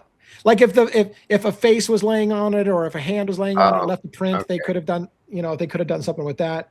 Here's some, again, I'm going to mute. This is, we're getting close to that one picture. So, depending on what your decision is, we're actually past it. We're actually past it. Oh, we are. Okay, good. Yeah. Okay. We're past it. All right. Yeah. Okay. And so here, this is indicative, like you said, Robin, to somebody struggling and grabbing onto the rail with a bloody hand. Yep. This would be the kind of thing you would see if somebody's trying to reach for the thing. There's a lot of indication that people that they were struggling or and again, if they're struggling, why does it matter? Are we just trying to be graphic, or are we pointing out? No. If you're alive and fighting back and struggling and grabbing onto furniture, that's noise, that's screaming. It's not something you just go, oh, I don't, Dylan just slept through it because they were all sleeping. And the guy must have, Brian Koberger must have stabbed him in the lungs, and so they couldn't breathe, so there was no screaming. Like, come on, people. Come on. Anyways. So there's blood on the door. What's all that black around there? Is that testing for prints, or is that the way the door was? I don't know. There's a lot of black on that door. There's blood on the napkin, blood on the floor, passwords. Looking underneath the bed, they pulled up the mattress. It looks like there's a stain on the underside of the mattress, and it's soaked through. Do you see the blood there? Yeah. So the blood soaked through the mattress all the way through and stained the wood down here. They pulled the bed away from the wall. This is where a lot of the blood came, and it's very, very thick. Again, this is very morbid, but it's very thick blood here, and it's right along kind of like that wall seam. And this is, again, in my unprofessional opinion, this is pretty consistent, I would think, with arterial bleed, a very heavy bleed.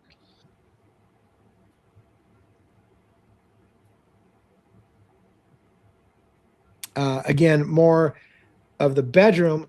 This is confusing, this image, because the body was right here and it's pristine in this picture. So when the hell was that taken? That's confusing to me. Yeah. There couldn't have been a body there when this picture was taken. Right. And that's, I don't understand because that's, I guess, where the carpet, I don't get that. Well, I don't get it either. I do know in the documents, it does say that a lot of the furniture and stuff was moved, and when before the forensics team even got there, and so what they had to do was they had to replace all the furniture and stuff to approximate locations. Yeah. But that doesn't explain why that rug is so clean. Right. Right. I heard that. Right. I heard that too, Robin. Yeah. That rug is super suspicious. You got blood spatter. There should be blood. Again, there should be a ton of blood. Things are moved all over the place. This whole thing was over there by the bed earlier. Now it's over here, and it's still covered in blood. And things get moved around, and it fucks with the crime scene for us to be able to understand what happened. But regardless, this is the key takeaway that we had on our show. That room is relatively consistent with Ethan and Zana dying in that room. In fact, one of the things that one said, and I hope he doesn't have a problem with me saying it again, was he's entertained the idea, like a lot of people, that maybe Ethan was killed outside the house, but looking at the crime scene photos, it looks more consistent that Ethan was killed there in that bed like we thought, and got a deep arterial cut in the leg and bled out there at that bed, like they said, but there's a lot of rumors that Ethan was attacked outside and he was killed outside and then drug into the house. But that scene it seems consistent with being killed in the bedroom. Unlike, in my opinion, Maddie and Kaylee's room does not seem consistent with them being killed in the bedroom, in my opinion. But especially considering the amount of injuries they said Kaylee had. This is still inside Ethan and Zana's room. Looking in through there. They're focused on that red object. I don't even know what that really is. And the sake of time, we're going to move. And again, now they got the Amina Black on the floor testing things, prints and stuff.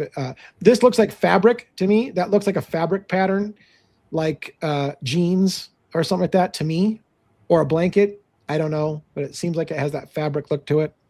Oh, shit. I'm not showing it. I was just going to tell you. It's like nobody's saying it.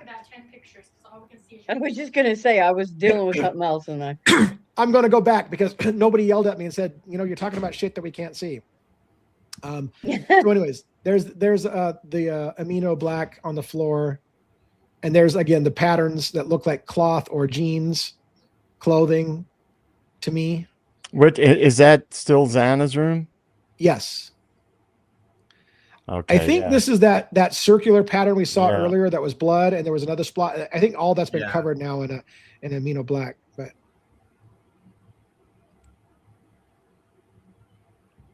all right, I'm going to try to get us now to Kaylee and Maddie's room, or Maddie's room, I should say. There's a blood spot that kind of looks like a smiley face, but I don't think that was intentional. I think it's just the way the blood dropped there, but it's interesting. Look at the macabre scene on that shit. I mean, that just looks like a freaking war zone. All right. Again, for those who want to see the whole pictures without commentary, those are available online in various places. We can also probably make it available. On our Discord channel, we have an area for crime scene photos that's locked down. We might put it there because it's graphic, although we're showing it on a public live right now. But again, that's where Ethan would be. All right, here's underneath the bed. See all the blood that ran down the wall? And there's thick blood underneath here. Again, this would probably be consistent with the blood that you see on the outside of the house, in our opinion. See how thick it is? Very, very thick blood right there.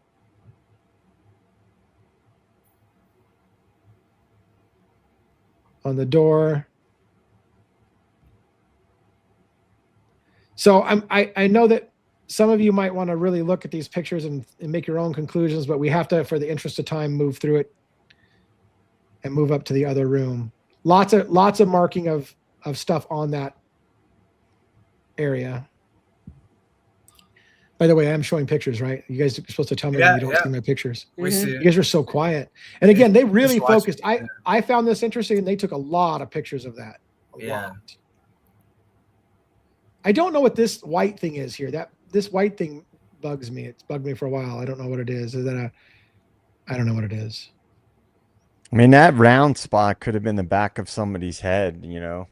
That's what I was wondering, or something was sat down like a canister that had blood on it. I mean, it could be a lot of things, but it means something, right? And so I don't know. And there's a hair in it. See the hair that's running through this that you can kind of see in the pictures. I don't know. Again, maybe on your smaller screen you can't see it as well, but all right. Wow, there's a lot to this bedroom, and we're not even up in the other room. Let's get up to the other room. And that's outside the door. At least for those people who say, look, it doesn't look like anybody died in that house, you might have a different opinion now.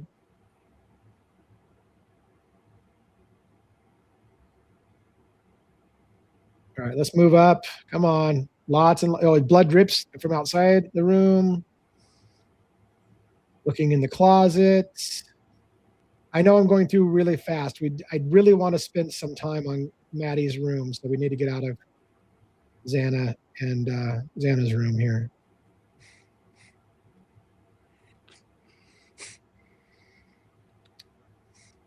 You guys are so quiet, man. What's going on? It's still just, I mean, saw him earlier, but it's still it's fascinating, and not in a morbid way. It's sobering, but it's important. So again, there's differences between spatter and cast off, and you see all kinds of different things. They tell, to a forensics person, this means everything. This tells you what happened, time of death, all kinds of things. It tells you a lot based on that stuff all over the wall. You can tell a lot, whether somebody pressed against the wall, touched the wall with the hand, whether it was just cast off from swinging knives, or whether it was blunt force objects that were hitting people. All of this stuff tells a story. We're going to keep going through this. Am I at a right zoom level, or did I screw with it? No, I'm good. Okay. All right. I really am trying to get us out of this bedroom. One of the things that I've been thinking of this whole time looking at these photos is like the amount of time that the crimes allegedly happened in, you know, it really makes me think about that, because a lot of damage was done based on what we've heard. And now you see the amount of blood, and, you know, Brian Koberger pled guilty, right? But someone, in my opinion, I've said this all along, somebody with no history of violent crime, it's highly unlikely that they just commit a brutal crime like this with nothing in their history pointing to violent crime. Because any forensic investigator, forensic psychologist would say, and has said countless times, crimes escalate. You know, people that engage in crimes tend to escalate over time. So, and this was a murder that was allegedly planned according to the mainstream narrative, and carried out with a plan, hence why it was supposedly carried out so quickly. Well, somebody with no history of violent crime, it's highly unlikely, not my theory, that one person with no connection to other violent crimes would carry out a quadruple homicide this brutal, especially having no connections to the victims, right? Because the more personal and violent the crime, typically indicates that they knew the victims. So this is just the stuff that's coming to mind as we've moved through these pictures. It just doesn't add up with forensic science. Right. Yeah. Yeah.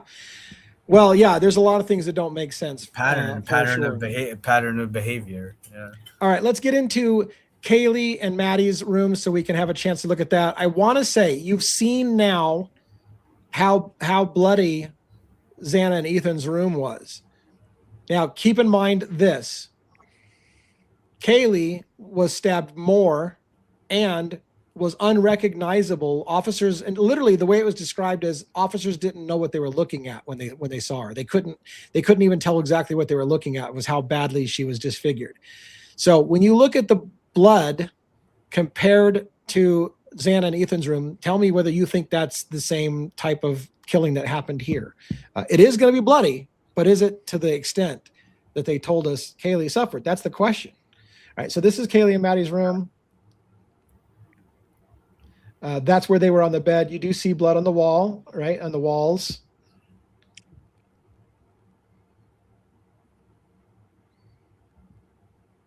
And I see the chats going off right now. And the question that I pose to the chat is, you know, who do people think, in light of just using the standards of forensic science, would carry out a crime like this? You have to, all the things we've talked about, you know, there are more plausible scenarios, far more plausible than what the official narrative is. And when people always say like, oh, he pled guilty. Well, that raises the question, if he wasn't the killer, why would they be lying about so many things? Right? In other words, rather, let me just say,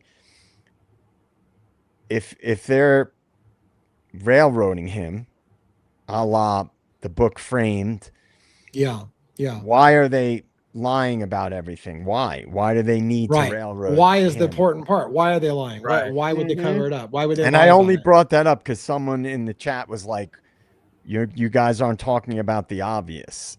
And to me, the obvious would be what DA has been saying for a very long time, which is somebody close to the victims. That would be the obvious.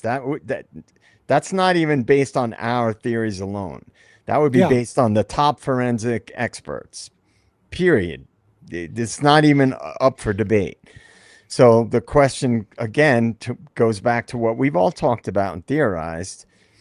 why all the inconsistencies, and what would they be covering up? So, and I know that brings us into a circular type of thing, but right. if people are questioning like we're avoiding the obvious, well, we've talked about a lot of different scenarios, but I'm open to hearing anybody's ideas on what they believe is the obvious thing that should be discussed. Yeah. Well, let's get through. Well, maybe we can have more of that discussion at the end. Let's get through the bedroom photos of Kaylee and Maddie, and maybe we can have that more bigger discussion too. Again, you're starting to see, but this room still, in my opinion, is a lot less blood comparatively than what you saw in Zana and Ethan's room. And yet Kaylee had the worst wounds of everybody. By the way, here's the mysterious knife sheath everybody's been waiting for. So there's the knife sheath under a blanket in this photo. They'll focus in on that knife sheath in a moment here.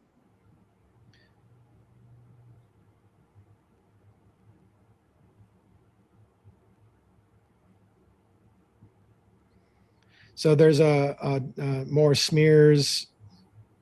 This is the most interesting pattern of all, about what caused that pattern right there. But we'll get to that in a minute here. A lot of, again, splatter or spatter seems more indicative of blunt force trauma, I think, than cast off like this, where you have lines of movement, things flying through the air, stab motions and stuff like that. Just again, I'm not a forensics guy, but I read a lot of true crime stuff, right?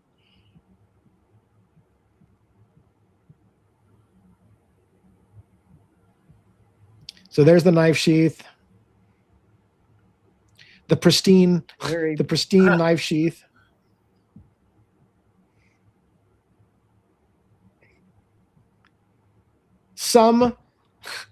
That I swear this crime scene does not seem indicative of the type of brutality that we've heard. Not with the injuries that Kaylee suffered from. I mean, it said her face was bashed in. Right. She would be bleeding everywhere. There would be blood pouring off her face. Yeah. Yep. That little mark right there is interesting. And then, I mean, that's interesting. A lot of these things I'd like to hear a forensics guy or woman really break down what they are exactly.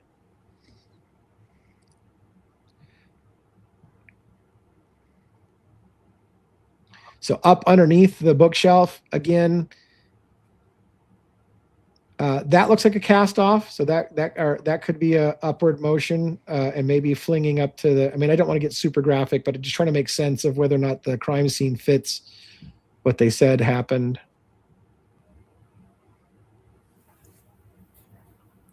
Redacted pictures. We don't get to even see who was in that photo, apparently. Cactus bar. Some more stuff that's redacted. That sheet, I'm telling you, I don't see how Kaylee's wounds are indicative for the relative lack of blood on this room.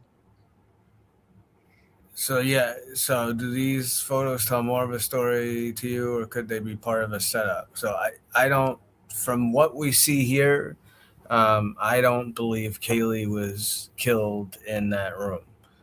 Yeah. So for whatever reason, they wanted to make it look like Kaylee was sleeping in the bed there with Matt. I don't believe, could she have been there and woken up and then ran down? I don't, based on the injuries that we know from the documents, I don't believe Kaylee died in that, was killed in that room. Yeah, I agree. And keep in mind, I've said it a million times, but it just, we don't seem to have the answer. Cross-contamination would tell us everything. We should know if it's one killer, you'll find Zana and Ethan's blood up there in Zana's, in Maddie and Kaylee's bedroom. If it was the other way around, you're going to find Maddie and Kaylee's blood down in Ethan and Zana's bedroom. If it's one killer, the hallway, whether or not the blood going down the staircase is all Maddie or Kaylee, or if it's all Zana and Ethan, we'll tell you what direction the killer came from which room. Right. Like, it would tell us everything. And yet they haven't told us any of that. Right. And I think they know, and I believe that they know. ISP. I believe they know when Mhm. Ethan and Zana got home, because they make in the documents, they're making such a big deal how they were trying to contact the ISP thing with the router, and a lot of if you have Wi-Fi turned on your phone, even if you don't have the password, it's going to log. There's a log on the router that's going to keep track that you tried, that someone tried to make an attempt. So if Ethan and Zana, whenever they came home, I'm sure that they have the Wi-Fi password, right? So we should know. They should know exactly. I mean, it might not pinpoint, oh, they were in this room, they were in that room. You would know at the very least, they were in the surrounding area of the house. Maybe they're part of me thinks, part of me thinks the reason why we don't hear about cross-contamination and which blood was found from the victims in the other rooms is because it's possible they know more than one person was in the house and the killings were done by multiple people on multiple floors, and they for some reason need to stick with the narrative. One guy did it, he did all the murders by himself, and so they don't want to get into the details about well, if one guy did it, how come this doesn't happen? And they don't want to have to get into it, so they just don't explain it because they want to stick with the narrative. One guy did it. But they even gave it, even some of the info, they don't want to tell us, but they can't escape. They gave us some info that they know. I mean, they recovered there's unknown male DNA on the stairway going up. That doesn't match Koberger. It doesn't match Koberger. It doesn't. I guess it doesn't match I guess it doesn't match Jack D, right? Because they tested his DNA or whatever. No, it doesn't, and it doesn't match, and we know, and it doesn't match Ethan, right? So no, I honestly don't believe they tested it against them, because their DNA would be in the house. So I don't know that they would have. I don't know that they would have tested it again. They only tested it against the 4 alternate suspects that Ann Taylor presented. Ann Taylor, by the way, didn't list Jack DeCour as an alternate suspect. So they didn't even. They only tested those samples during the 4 people, and those were excluded. And again, like you just said, what they failed to mention is Brian Koberger also was excluded as a contributor. So it wasn't his blood, which means some other male bled all over that scene, and they're just saying, well, it's not Koberger and it's not anybody else, so it's another perpetrator. Right. That's what it suggests, is another perpetrator. And to be clear, from the documents, I don't remember the name or the company. That was from Bill Thompson's, DNA expert, or the lab or whatever that the state used. They conclusively eliminated Koberger from being part of that DNA. So yeah, and somebody got a good point. I mean, we don't need to spend a lot of more time with the photos. Somebody's got a great point. You can't. How do you tell me one person fights Zana and Ethan, that blood all over the floor, and their shoe isn't covered in blood, and when they walk, they're leaving footprints all over that house or either room? There's no way you're not getting blood on your shoe, on the bottom of your shoe, and tracking that all over the place. But we only see one latent footprint in the whole place. And again, the defense said there was evidence of a cleanup. Somebody had cleaned up and spent time cleaning up the place. So, but the lack of footprints tells you something too. There's no way you have that much blood, especially in Ethan and Xanon's room, and don't bring footprints out. So something stinks. Yeah. Yeah. Yeah. I mean, again, and I see it being echoed in the chat as well. In my opinion, just a single perpetrator does not make sense in this crime. It just doesn't make sense, especially somebody with no history of violent crime. And I've said it for a long time, and it's been talked about quite a bit. My feeling for a long time has been that Koberger is a patsy, but either willing or an unwitting patsy, in my opinion. So yeah. I think a lot of the redactions could be related to the fact that there is, in fact, a cover-up, and that it's, in my opinion, it's possible that Koberger was working for the feds. I really think that that theory holds a lot of water, because it explains all the redactions, it explains all the inconsistencies, and essentially lies that we've been told about what happened. The car not matching up. It explains a lot of things, in my opinion.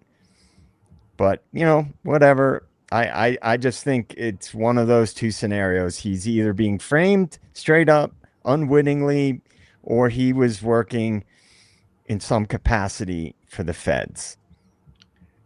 Yeah. And I wanted to, I'm trying to, while we're talking, I'm trying to get, for Dago's sake in particular, to show real quick one more thing we talked about earlier in the night, which is that other room down on the bottom floor, the room that may have been used by Kaylee Gonzalez to do her work in a little work room, and how they also focused on the Fire Stick and that TV, which I find is super interesting.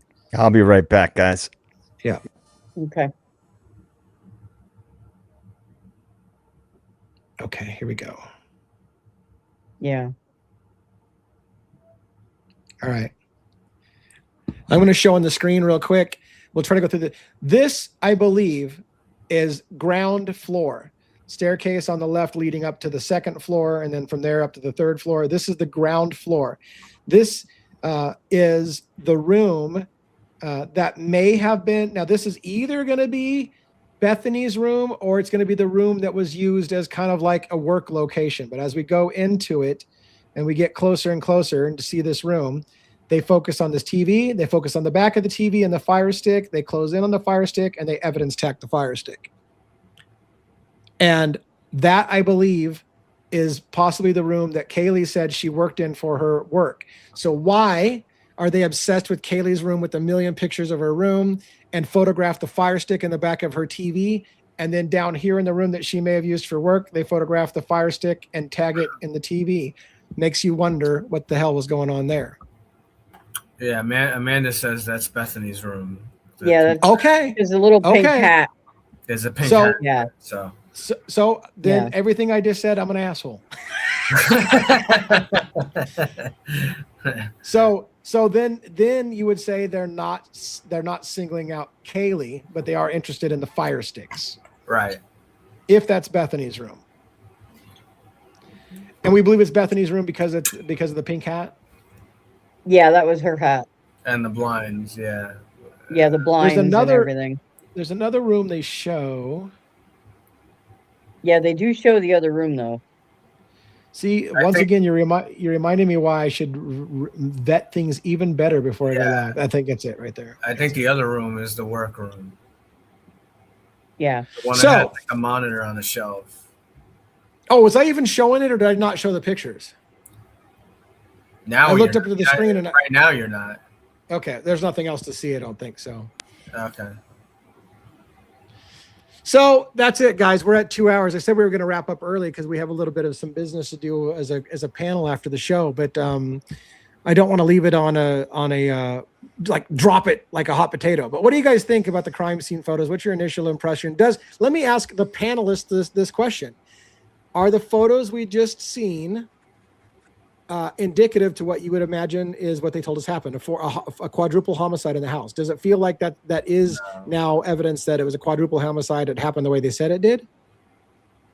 No. Dago's shaking his head. No. What are you thinking, Dago? What's your problems? You're muted. There's a lot.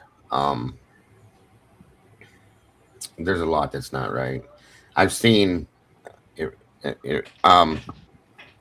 somebody asked me in the chat a little bit ago. I don't want to say too much, but somebody asked me in the chat a little bit ago if I've seen scenes worse than that, and I had to answer yes. Or I've seen scenes worse than Maddie's bedroom for one person, let alone what I saw for four. I'll just say that. Now Zana's bedroom is a disaster. There was a fight in that room, in my opinion. There's blood all over that room. I feel that Kaylee very well could have been killed in that room or right outside of that room, possibly, and taken back upstairs, in my opinion. That could explain all of the blood that is on the landing going to the third floor and the railing going up to the third floor. If they had to carry her up there and she was bleeding profusely, that explains. And all you see really is the pillow her head was laying on. It looks like as though she was bleeding out on that pillow. And then I think she might have still possibly been moving around, and the spatter on the wall that is next to where she was laying. I believe somebody was unfortunately, and again, trigger warning, my apologies, hitting her with causing blunt force trauma, which is where the spatter comes from. And as it looks to me, I don't know, one could probably reiterate or disagree. It looks as though she was hit from maybe the left side and it shoved her face this way and it hit the wall. The spatter hits the wall that direction. This is again my opinion. I may be wrong, but that's how I see it possibly. So real quick, somebody wanted to see Kaylee's workroom, and I don't see that they ever photographed Kaylee's workroom. So if this is indeed Bethany's room, but there is one more thing I wanted to point out to you. One more thing about they did. I didn't see it. I don't know. They we went showed through it it earlier. Yeah, it's in this batch of photos somewhere. If you can find it, let me go to the page. But let me show it earlier. Okay, I want to show it because somebody asked me to show it. But what I wanted to point out is one more thing in Bethany's room. This right here on the chair in Bethany's room is a Steelers jersey. Doesn't mean a whole lot other than if you know, there's one person in the house that traditionally wore a Steelers jersey. She and her family are Steelers fans, and that's Zana. So Zana's Steelers jersey, it looks like, is there. Now, I don't know. Did Bethany also have a Steelers jersey? I don't know. Maybe being friends or something like that. Maybe they whatever. But I just thought it was also interesting that a Steelers jersey is down in Bethany's room, if that's Bethany's room as well. Amanda said it's towards the end. Well, I went all the way to the end. I'm going to go all the way to the end. Let's see. So here's the end, and this is underneath some stairs. I'm going to back up from here, looking underneath the stairs. So is this little room with the little stairs, is that the workroom? But you don't see anything. No, that's not it. Okay, That's I'm gonna back up some more. it. Backing up some more. So now we're in Bethany's room with the Yeah. This is all Bethany's room, I think, if you're saying that's Bethany's, right? This is all Bethany's room. I'm still working backwards through the photos. This is all Bethany's room still. And backing up still. That should all still be Bethany's room. There's the pink hat on the wall. Remember we saw it earlier, and we're like, oh, there's the look on the desk. You can see officers outside processing the scene with the crime. That's interesting. Anyways, no, I don't remember seeing it. That's why I don't remember seeing it. That's why. Yeah, I'm and going it showed, backwards. and there was a monitor like on the shelf. Somebody said number 2605. Yeah, 2635, right around in there, DA. Yeah, 2635 shows. All right, so that's the room. here we That's go. the room. Yep. That's the monitor inside the room. Yes. Yeah, that's it. That's closet it. That's the door. room. Okay. And then So this on the is desk this is is another. Yeah, on the desk there's a desk that's going to show another computer. That's the monitor. Yeah.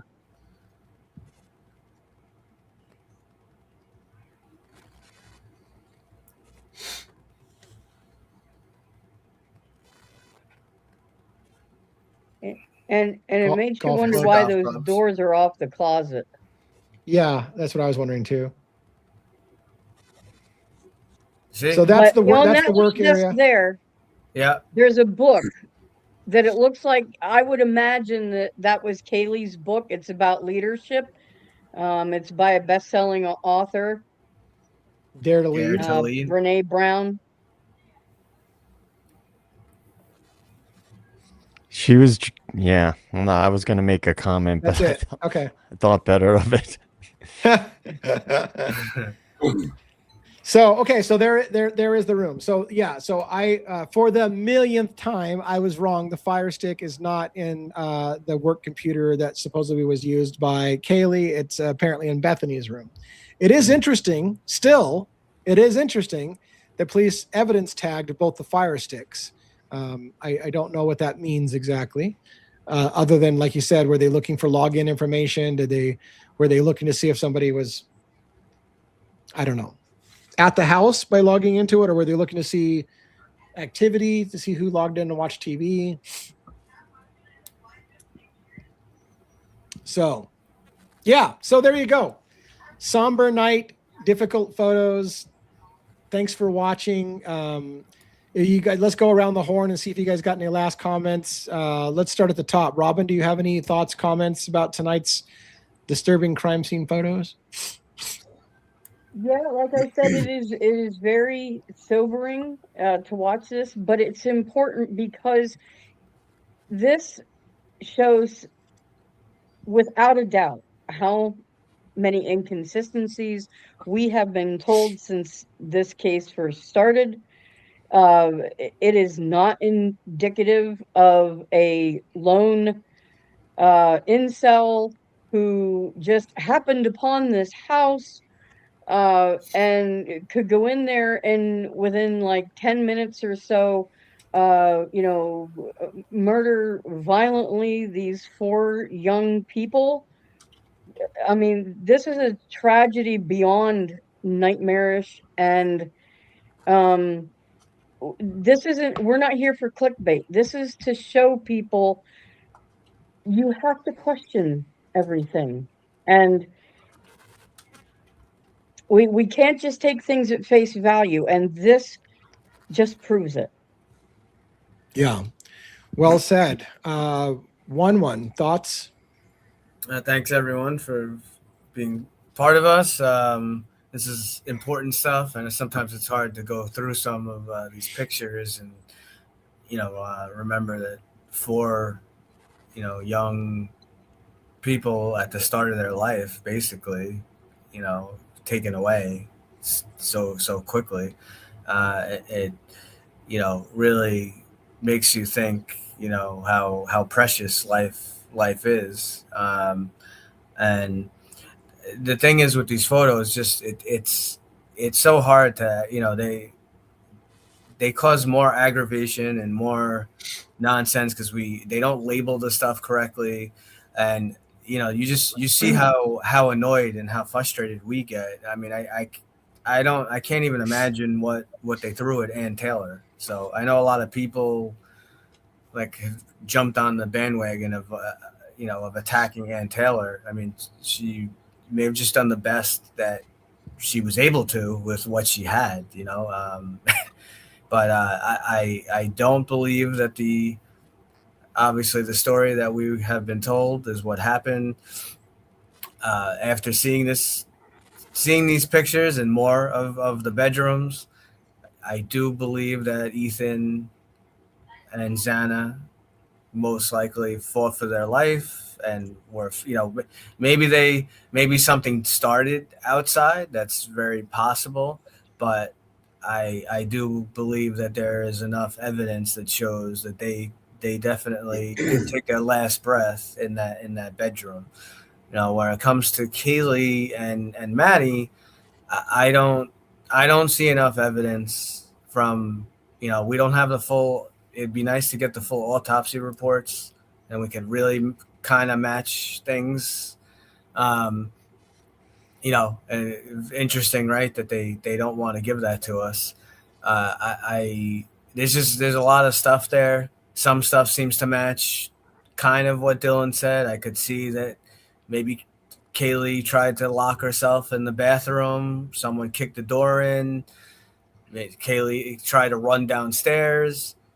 I don't see how, matching what JJ brought up, I don't see how one person would be able to do all this in such a short time. There's just way too much that, went on. So I do think Kaylee was killed someplace else. Was she killed, maybe she was killed right near, outside Dylan's bedroom there, or close to Ethan and Zana, but she definitely did not die. She definitely wasn't killed in that. I don't believe in that bed, in Maddie's bedroom. So, we'll keep fighting away. Keep fighting away. So. Along that lines, and I don't want to, because we're kind of wrapping up, but along that lines, I keep going back to something Dylan said originally to one of the officers, is that she said Kaylee was on the 2nd floor. And then later they were like, oh, she must have been wrong. She was on the 3rd floor. So if you go to those two ideas together, I think Kaylee could have been killed in another room of the house or somewhere else and then moved upstairs. Is that why Dylan said she thought Kaylee was on the second floor? Because Kaylee might have been on the second floor and might be part of that bloodbath on the second floor and then was moved up to the third floor. And then you have to ask why. We won't get into that. We don't have time for the why. Yeah. But it does make you wonder, was she ever on the second floor when it started? Joe, what do you got? Yeah, forgive me for stating the obvious, but we haven't been told the truth about this crime. And it brings up the question, why? Why have the public been lied to?